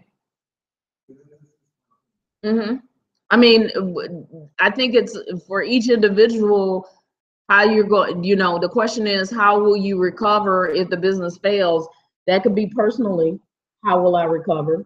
Because if I got a debt, that means I got to pay off that debt and start all over again. And if it's going to take me 3 years, that means over a 3-year period of time, I'm going to just try to pay off my debt. That's how I'm going to recover so that I can get back on track. Maybe that is how I do that. The second question says, how will you repay any business debt? So it kind of goes right into that. If your business, so the question is, okay, am I going to get a job then? And then my job, the job that I'm on, my 9 to 5, I'm going to just pay my debt. And so they just really want to know, as far as risk is concerned, that you've assessed the risk. And if it does come that you have a challenge, okay, that then, you have thought this out. That's all. Mm-hmm. Oh, okay. Okay. So then that's a wonderful answer to this, is that if you own the property and your business doesn't do well within the property, you will still have an ability with this asset to actually rent the space out. Okay. And then if you have debt, then maybe that rental that you're getting can use that money to pay off the debt that you had for the business that didn't make it. Here's the link for the people that are online that said that the link didn't work. The link for the ESRI, it's www.esri.com.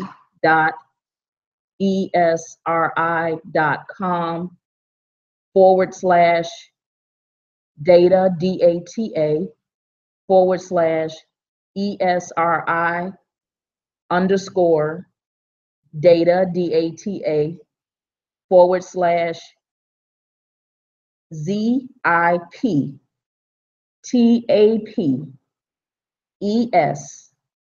TAPESTRY. So that last word I just spelled out is chaps, something. Yeah. Yeah. So it's ZIPTAPESTRY. So if the link, that's the link for the the full link for the ESRI. Just to get in the door. Okay. Okay. So I would suggest trying, for those that did try to go back and try to get back online with the ESRI.com. Make sure you say .com. Okay. And I'm actually going to, somebody said repeat it again. So I'm going to repeat it. Let me repeat it. I'm going to repeat it right again. I don't want to get off the screen in case I lose it. So I'm going to repeat it again. It's www.esri.com. Now you should be able to find it once you get there, but if not, type /data, DATA, /ESRI underscore data, DATA, /ZIPTAPESTRY.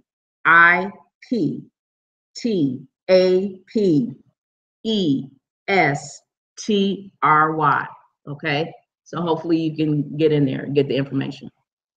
All right, let's go on, try to close this out now. So we got see what types of insurance you will need. So hopefully you've done your homework. If not, call somebody that understands insurance and figure out what types of insurance you need. They may be, the Law Project may be able to give you some resources or an attorney, but you do need to at least know if you need like general liability or something like that. Oh yeah.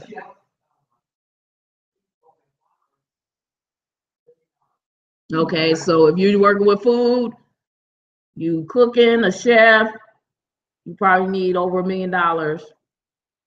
But I would suggest you talk to insurance and somebody that understands insurance that deals with businesses, I would think, not just, insurance like for your house or your apartment. I would suggest talking to somebody that understands insurance for businesses and get that information and figure out. And if you don't have it for this business plan, all you're saying is that you've done a little research and you believe or understand that you need at least a food insurance for food, you need general liability, so you might be able to do a Google and do a search on your type of business, types of insurance I need. I mean, usually, I guess I promote Google today, but usually if you Google, you're gonna find it. So I would just say do some homework and at least get something in there for that section.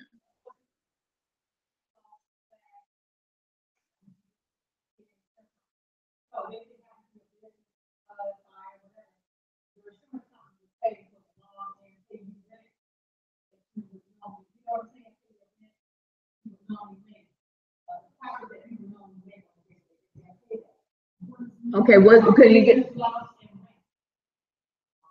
Business, loss, and rent. Business, loss, and rent. Is that a website or is that I'm searching? Okay, the name of the insurance is business, loss, and rent. And what does it do again?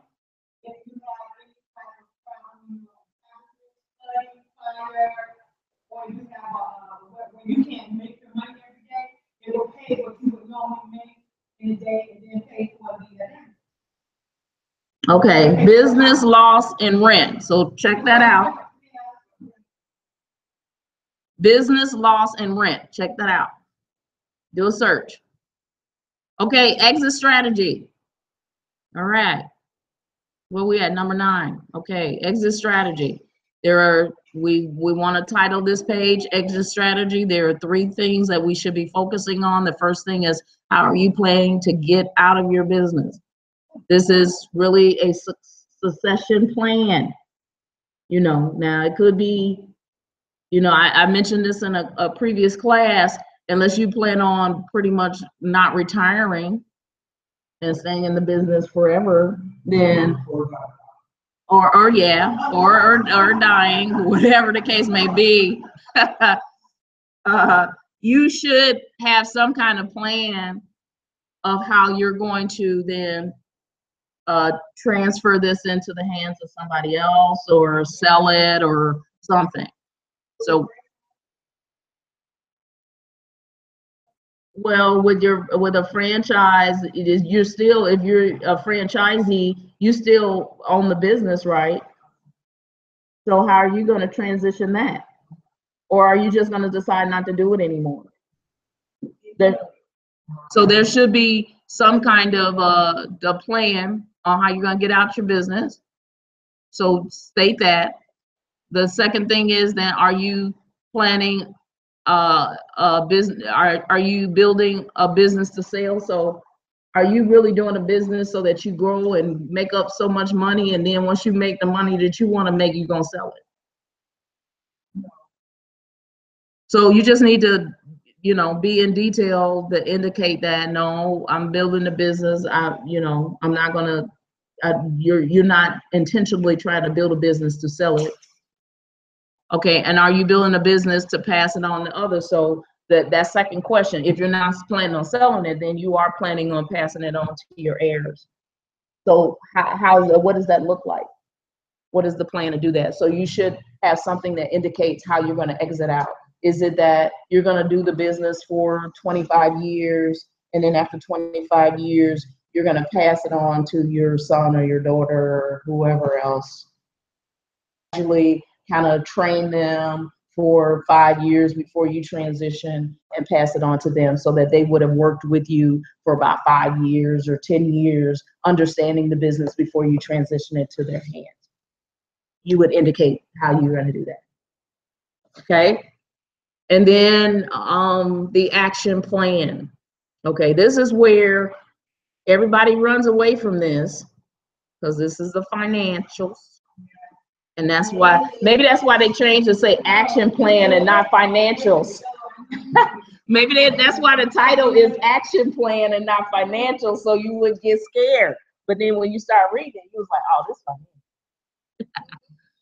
So here's the action plan. This is you need to get at least the basics in here. Okay, so our title for this page is action plan. So let's see what has to go in it. So under A, you have to create a 3-year. How many years? Okay, I just was wondering if y'all was asleep on me or something. There's a 3-year action plan with a timeline listing milestones for. Okay, so that's loaded right there. I know I got to do 3-year action plan, timeline listing milestones. Timeline basically saying you're going to do this by spring of 2018. You're going to do this by fall of this. You're going to do this. So it's a timeline. What you're going to do and when it's going to be complete, or when you're going to start. Okay, so you need to do an action plan for 3 years. So first year, what you going to do? There should be a list of things you're going to do, and you should actually have some kind of anticipated date of when you're going to be finished, when you're going to complete it. That's why they call it milestones. So that then when you do get to the spring of 2018, you can look at your list and say, oh yeah, I did that, check it off, because it's a milestone, I met it. Okay, so you need to create then a 3-year action plan with a timeline listing your milestones. they're asking you then for what? You need action plan for startup costs. Okay, so if the only way to know how to put this action plan is, what do you need to know for this first question? How much your startup is going to be. So that means with startup costs, you got to figure out what you need to get started.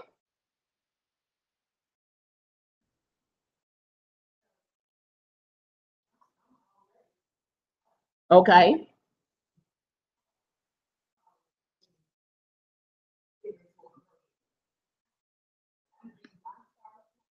So how much does it cost to be in a commercial kitchen every month? That's my cost. Okay, so, okay.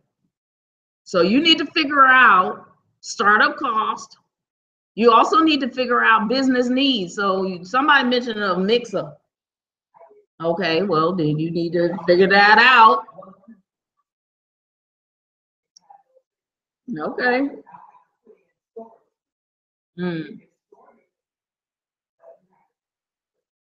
Okay, so in this section though, look at what it's asking you. So in this section, what you're outlining is what your startup costs are gonna be. What you're outlining is what your business needs are. Capital equipment, existing equipment, whatever it is, you need to say what it is and how much it costs. So you need to indicate a list. This is what it is. This is how much it costs. And then source and use of fund statements. So basically what you're indicating is where you getting the money from and how you gonna spend it. Okay. So if I need a certain dollar amount after I put my list together, the question is, if my list is $100,000, where am I gonna get $100,000 from? So I need to put some kind of statement that indicates that this is what I need. It totals up to $100,000. So now how am I gonna get that $100,000?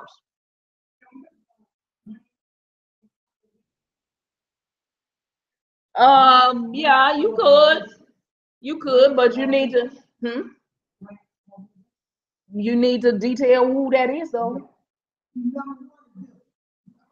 No, but I'm the basic, what you're looking at, this is a business plan competition, which means that it weighs more on the side of a for-profit business compared to a nonprofit, although there are some nonprofits competing. But the nonprofits, if you're competing as a nonprofit, you need to show economic impact, which means that you're helping to bring jobs in the community, or you actually have a product or service that you charge that generates revenue.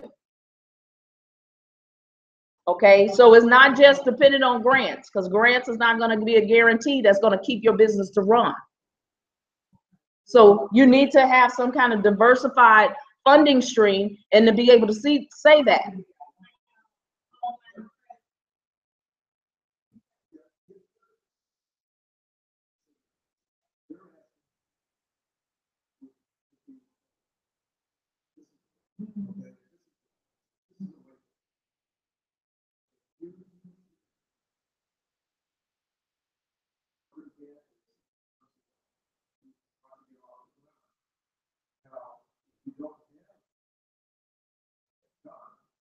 Is there an alternative? Do something else shorter, but still get you started. So, think about this as being realistic.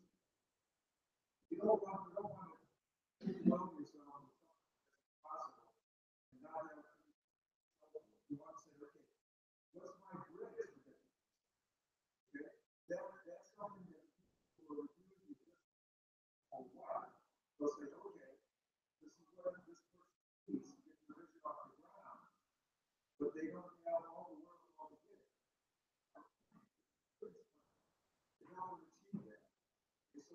So be realistic about what you're trying to get off the ground and think about alternatives. Okay. So we've gotten through A, now we're going to B, which is cash flow projections. Okay. So here, most people use some kind of Excel spreadsheet, but you could also use a table. I would suggest if you do actually have Excel or something like that, when you're putting the numbers in, there are some forms that have calculations, whereas you put the numbers in, it does the calculation for you.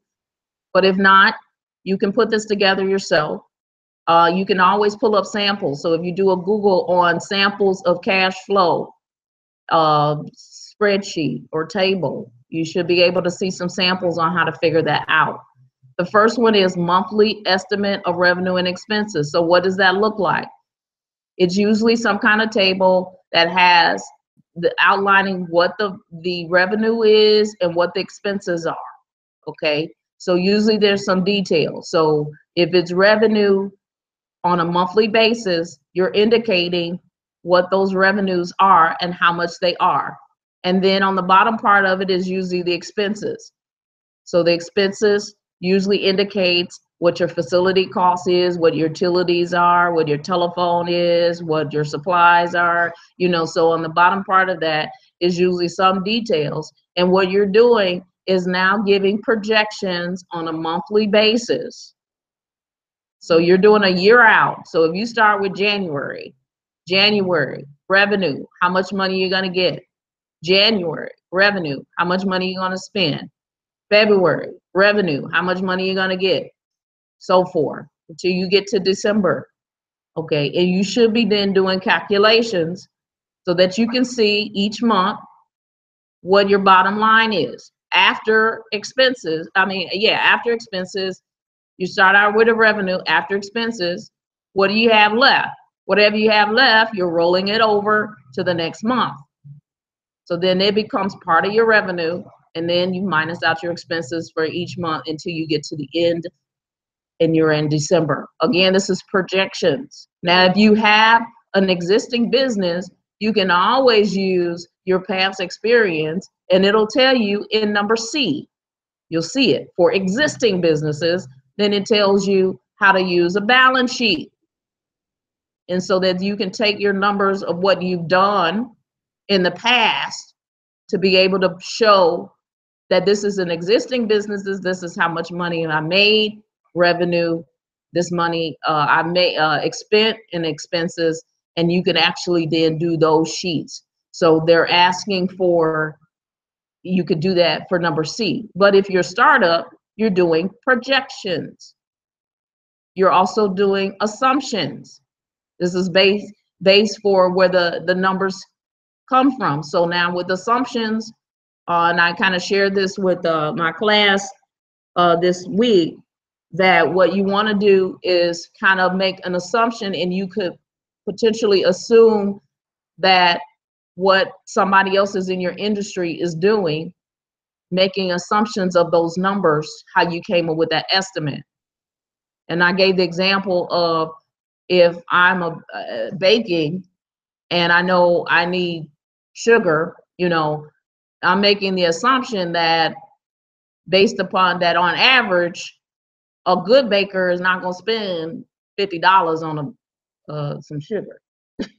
Okay, so there's some assumptions, some basic assumptions that you can make on the numbers that you come up with. Now you can also indicate here that you've done some kind of competitive analysis or industry analysis to determine, on average, this is how much this business spends based upon this size of business. That, for say, for instance, marketing, a business, a medium-sized business may spend $1,500 to $2,000 a month. But if you're a startup, you may only spend $200 or $150. Okay, and that might be an assumption that you're making based upon what other people are doing. So you need to just indicate, if you're going to state these numbers, projecting what your revenue and expenses are, you need to indicate how you know that's a good number. That's what that's asking. Yeah.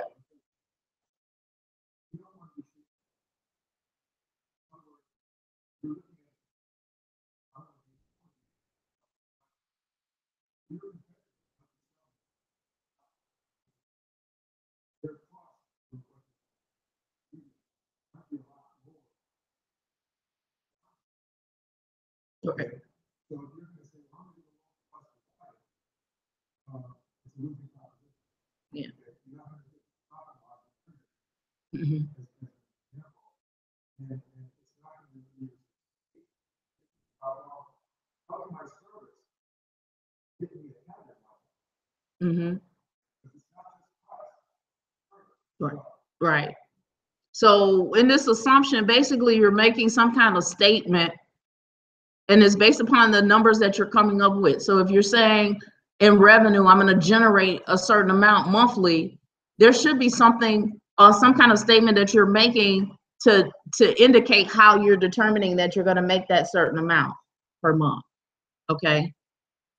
Then number 3 is the break even analysis. So this is really asking, when you do your sales, after you cover your expenses, then this is what you're going to have it based upon expenses. So what do you need to, how much do you need to sell to break even? So if you have a product or a service and you know that your expenses is a certain amount, how much do you need to sell to at least break even, where you just come out every month at zero? But now you want to make a profit, so hopefully you're trying to make more than zero, but you need to figure out what that break even is.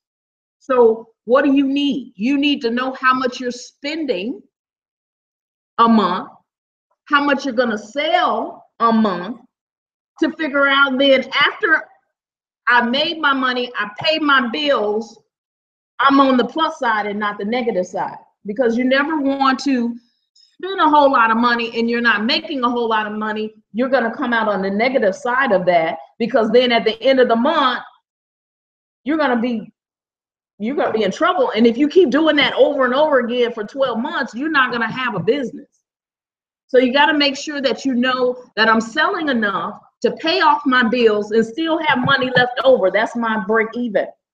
So you're saying, if I'm selling, and I gave the example of a book, that if I know it costs a certain amount to make a book, I know I need to sell these many books to cover the expense of my book and still have a profit. So that's my break even. Okay? That's kind of simple enough to get you through? Okay. All right. All right. We kind of talked about this for existing business. So if you have an existing business, you need a balance sheet within the last 90 days. So if you're existing business, you should have this. If you're existing business, you should already be operating this. So this should not be new to you. You should also have tax returns from the prior 3 years. So if you don't have 3 years, if you got 2 years, whatever tax returns you have, you should be able to produce those. Income statement, you should have that. For those that was in my class, the income statement and the balance sheet.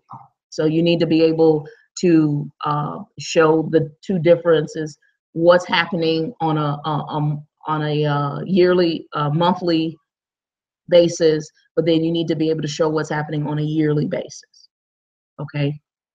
And then the 5-year projections. Again, this is for an existing business. So you need to have some revenue and expenses on a 5-year projection, what 5 years looks like. So you need a spreadsheet. If you actually go and do a Google, and you Google balance sheet, you Google income statement, you Google 5-year projections, and you need a sample to see that, you could actually, there are templates and there also are samples that you can see, that you can view. So it gives you a better idea what's in those.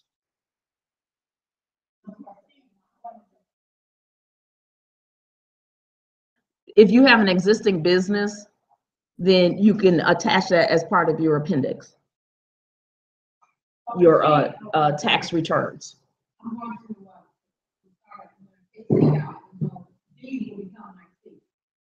Yeah, so if you're not an existing business, if you're a new business, you're going to jump down to D. If you're an existing business and you actually have this information, add it as your appendix in your attachments.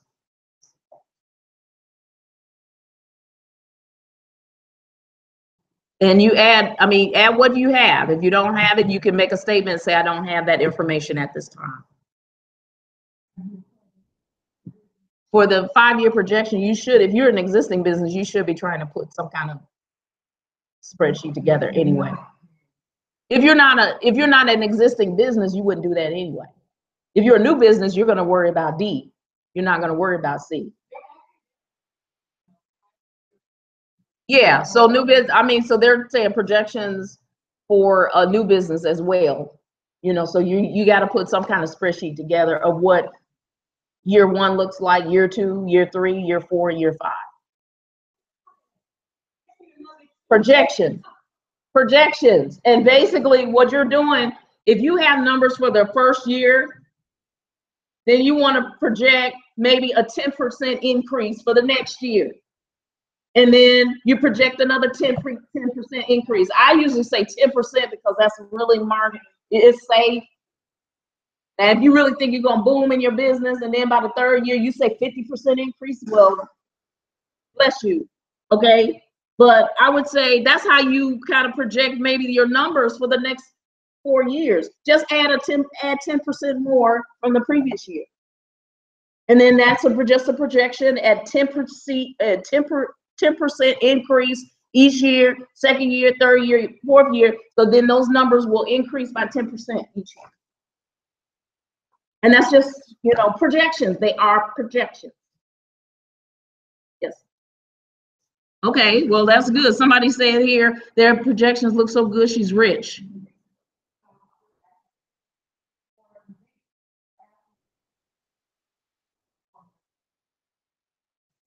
Yeah, so they basically what they're saying is, since we have nothing to base your startup business on, we want to at least see what your revenue flow was personally.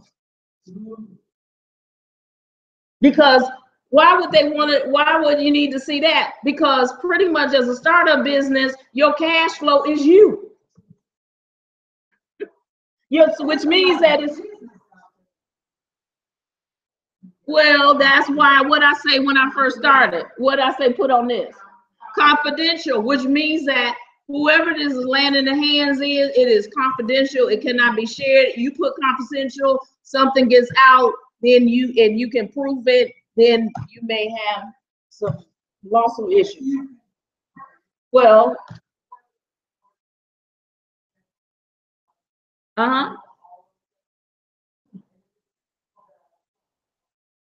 well, it said, well, and yeah, you could do that if you didn't want to show your, yeah, you block out your social, block out any personal information. I would do that. I would suggest that as well.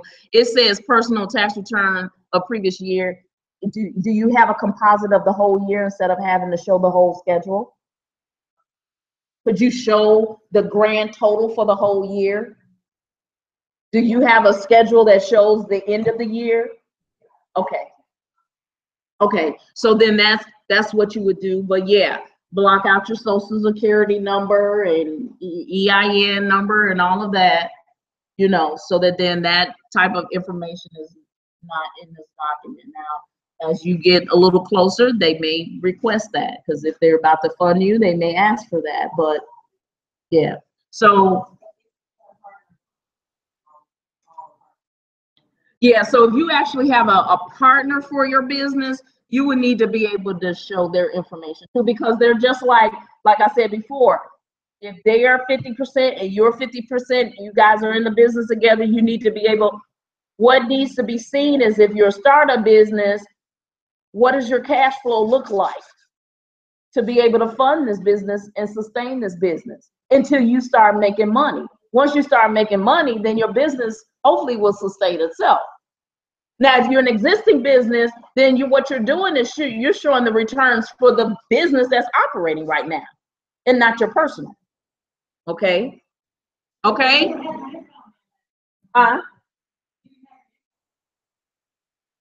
Well, you have existing business, you didn't have any income, you probably will have to then show your personal as well.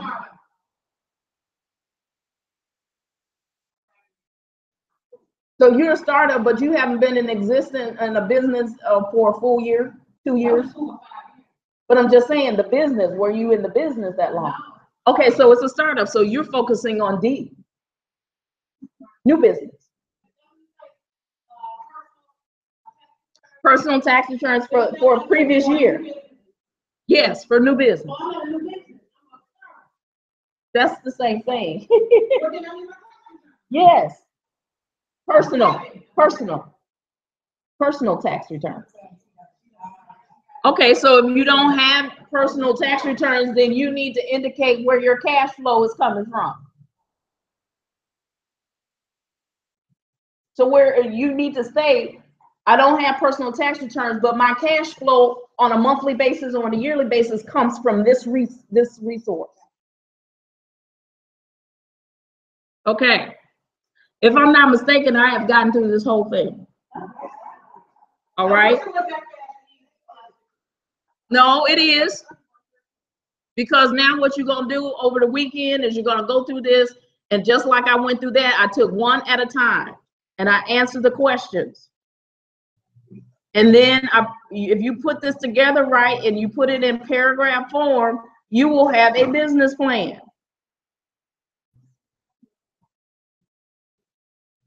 So, you know, you want to look at this. People are commenting. Thank you, Bruce. This is supposed to be a startup grant. It is not a loan application. So basically, because this is a competition, it is so that the people that are reviewing it have an opportunity to see what type of business you're talking about and the potentiality of that business being a thriving business to support the Englewood community. So if you don't have your tax returns and all of this kind of information, at least make some kind of statement in there, but at least let them know where your cash flow, your resources come from, and what you're going to use in order that when you do start the business, you know how to tap into those resources to sustain the business that you want to start. That's all we need to know. No, this competition, no, it's not a loan application. No, it is a business plan. They want to see how well your business plan is put together. It's a competition. It's like a grant. So, you know what, the award will be dollars that are given to those that do win the competition, so that then those dollars will be used to help what you just put in that plan, that I need help with this. I want to find a location, you know. So whatever the needs are that you have for the startup, in order to get it launched and going, that's what you're kind of competing for, to say, this is a good plan, this is a good business, it's going to help Englewood, and this is what we plan on doing, but this is the help that I need in order to get this off the ground. And then you're showing how you're going to sustain it. So they don't want to award somebody that's going to do business and then you up and running for like 6 months and then all of a sudden it's gone. So that's why these questions ask sustainability. You know, it asks that question that if the business fails, what are you going to do? So there should be some kind of thought process of, and like I like the idea that if you own the building and your business doesn't work, you still have the building, maybe you can rent the space out. Because then it becomes a rental space, and now you can still have cash flow so that you can pay off whatever debts you have, and so that then maybe you can start all over again, but maybe you'll do the business differently. Your mistakes, and now you know how to determine how you can succeed.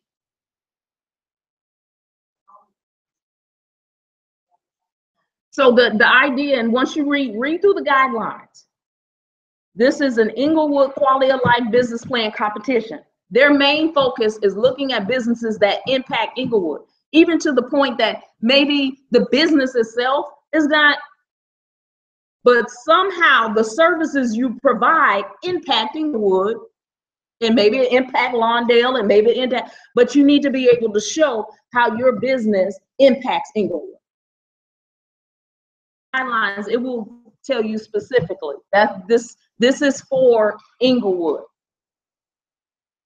And I know there are some businesses where they're not 100% focused on Englewood, but they are able to demonstrate that what the services they provide, they can provide services that impact Englewood and other communities, surrounding communities. So if that's the case, you need to indicate that in your plan. Yes.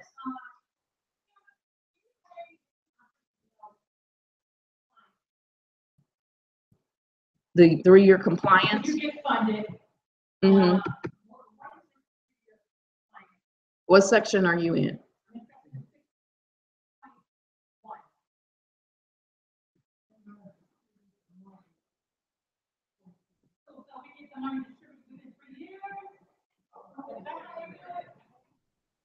No, what they're doing is they're not going to give you all the money up front.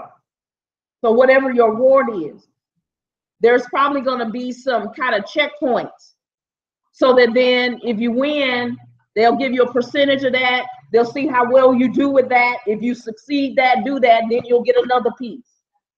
Okay. All right. So, and that's so that then they don't give you all the funds, and then all of a sudden, then you don't do well and you didn't want the money. No, well, hopefully you won't do that. But so the idea is that there be some kind of checkpoints and also an encouragement that, okay, I have some goals to reach. Once I reach those goals, then I'll get another piece of the award. Yeah, and that makes sense. Okay, so if that's it, if you don't have any more questions, you guys can, I am done. There's some people. You're welcome. You're welcome. You're welcome. I do have a few people that are still online, so I'm going to try to answer their questions. So I'm going to read through these and answer their questions. I think I was trying to answer them as I was going. So if there are people that are online, but for those that are here that need to leave, you can do that. And best of luck to you over the weekend pulling this together. Hopefully, again, I'm glad this was helpful. You're welcome. So on Monday is the deadline. You do not bring it to me. This is a guideline who to give these to. If I'm not mistaken, you bring it to the second floor. Okay. So the person's name on here is Felicia Young. There is an email address of fyfyoung@gechamber.com, and there is a phone number on this sheet, 271-0719. So that's who you need to be reaching out to. Yes. Second floor, Felicia's office. Yes. Before 5 p.m., the proposal, the business plans are due before 5 p.m. Monday.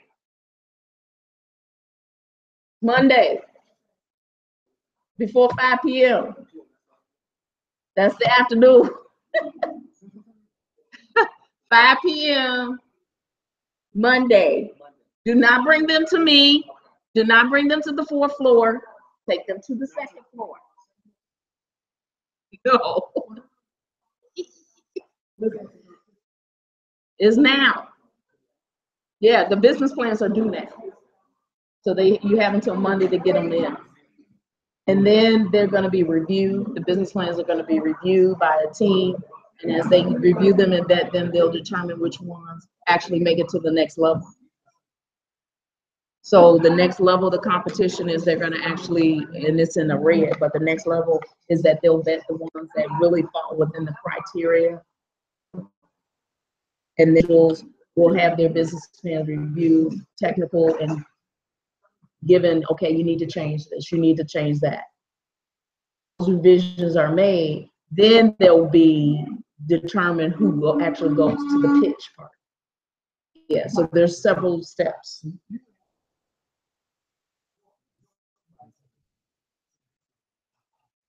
Oh, okay.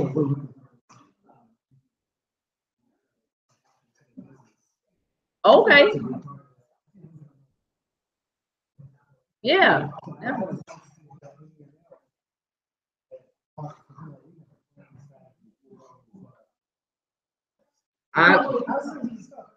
Yeah, send me the information. I mean, some of these people are working on their business plan, so funding strategy. They have to put that in their plan. So they need to be able to indicate where their resources are. So Okay, and then we'll blast it. We'll blast it for you. Yeah. Okay, so those of you that are online, thank you so much for coming and sharing. Receive a copy of this application, please. If you actually go online to GEChamber.com, it is actually online. I'm going to stop sharing the guideline, and I'm going to post up here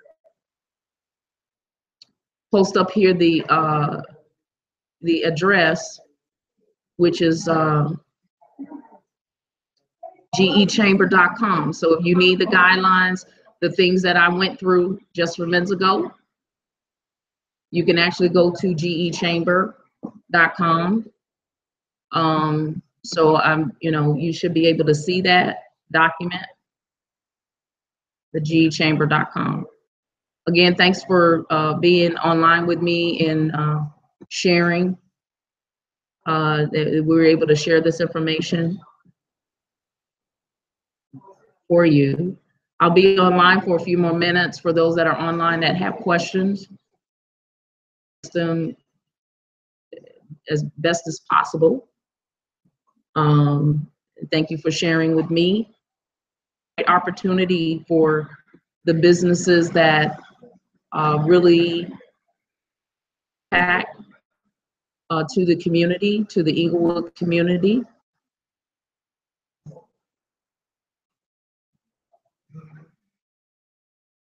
Thank you for being out there with me and sharing. I was glad I could have this opportunity to actually share this as well online for those that couldn't make it on site.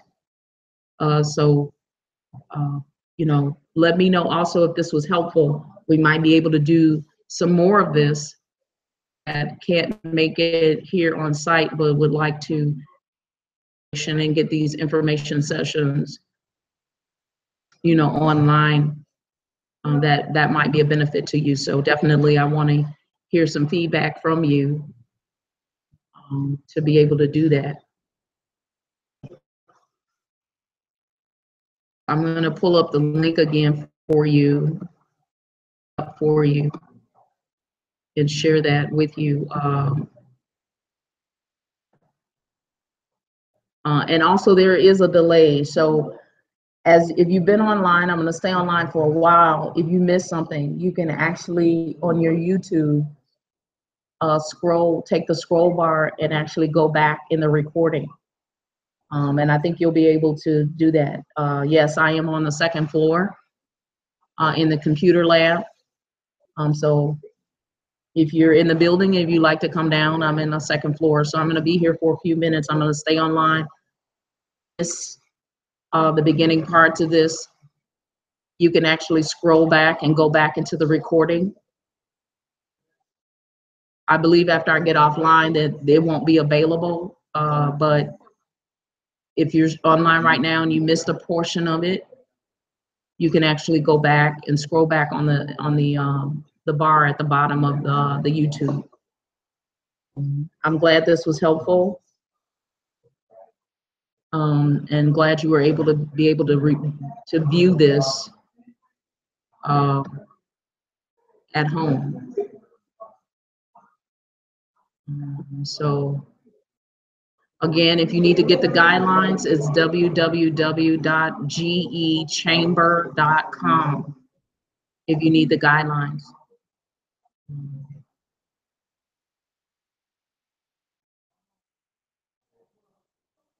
The guidelines is www.gechamber.com. Okay, thank you so much. Yeah, we will, when it is appropriate, we will try to do some more live broadcasting. This was kind of the first time we did this. So when it is appropriate, where we can kind of reach out and reach a larger group, we will try to do some more of this, do some of the workshops and things. It will be helpful for those that can't make it to our sessions that we offer during the day here at the office. Okay.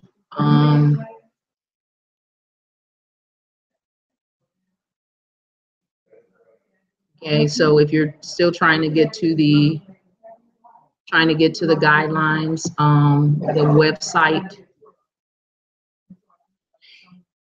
is www.gechamber.com. If you go to that site, on their webpage, it's kind of in the middle of the page, there's something that says guidelines. If you click on that link, this Word document or PDF document will pop up, the one that I went through. And you will be able to then see the guidelines that are available. So, okay.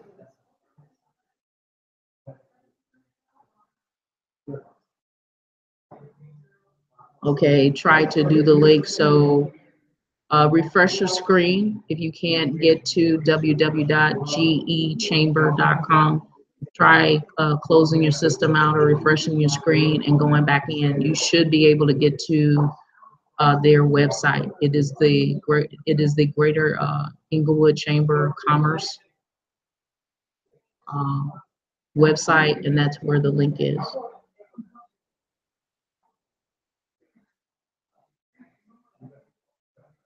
So, and on my live stream, I have a delay, so it's taking a while for you to kind of catch up to me. So,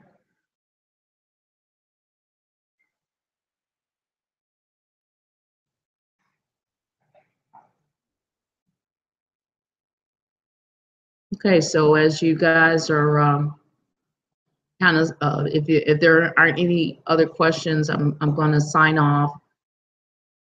Hopefully you were able to get to the guidelines. If you haven't been able to get to the guidelines, try to refresh your screen. It should be www.gechamber, that's spelled CHAMBER.com. You should be able to get to the Englewood Chamber of Commerce website to actually get to their website, and on their website is the link that takes you to the business plan guidelines.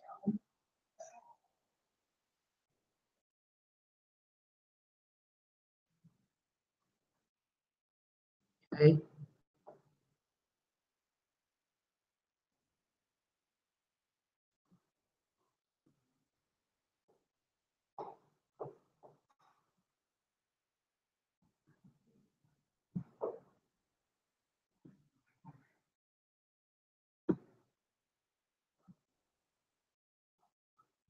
Okay, so it has been a pleasure.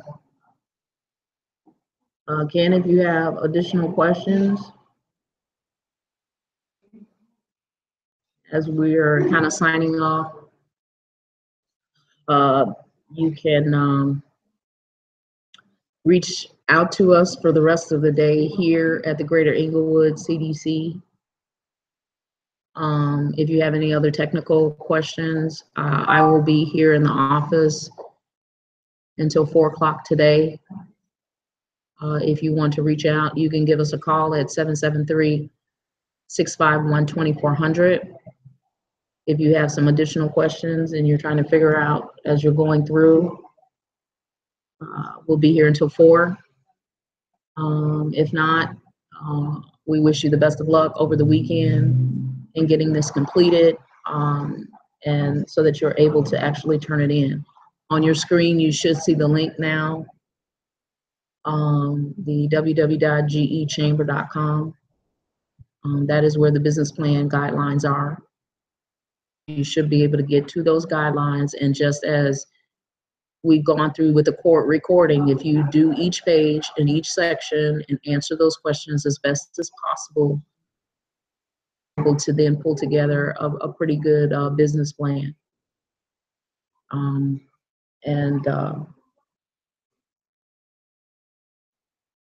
So you should be able to do some good stuff. As far as the cost, as far as, how much you will win, I am not sure. As far as the competition is concerned, the best thing would be to reach out to Felicia Young. Her information is at the back of this guideline. It's about, uh, the competition, the financial components of the competition, how much they will be awarding, how will that award be distributed. Um, I don't have that information, so I would suggest reaching out to Ms. Young at the Greater Englewood Chamber of Commerce. Her information is at the back part of this business plan guideline. Um, Her information, her phone number, her email address. So I would suggest that if you have those type of questions, to reach out to Ms. Young.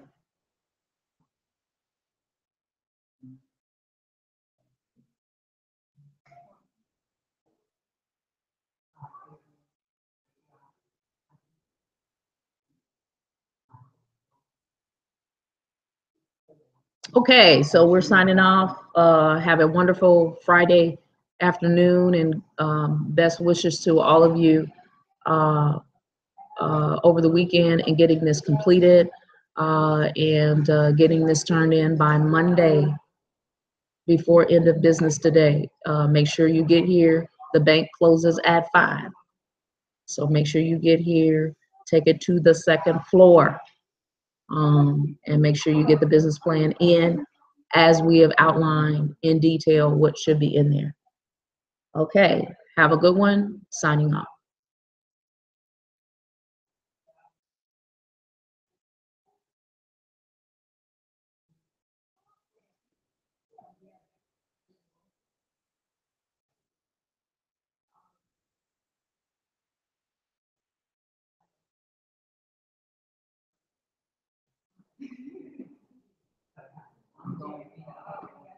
A big old tall glass of peach ice tea. Like, You're gonna be all right. oh, Jesus. You'll be all right.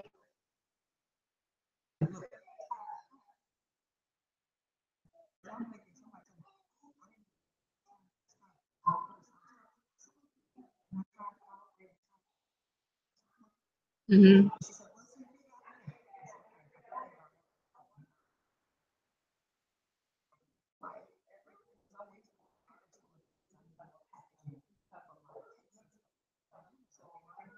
Okay.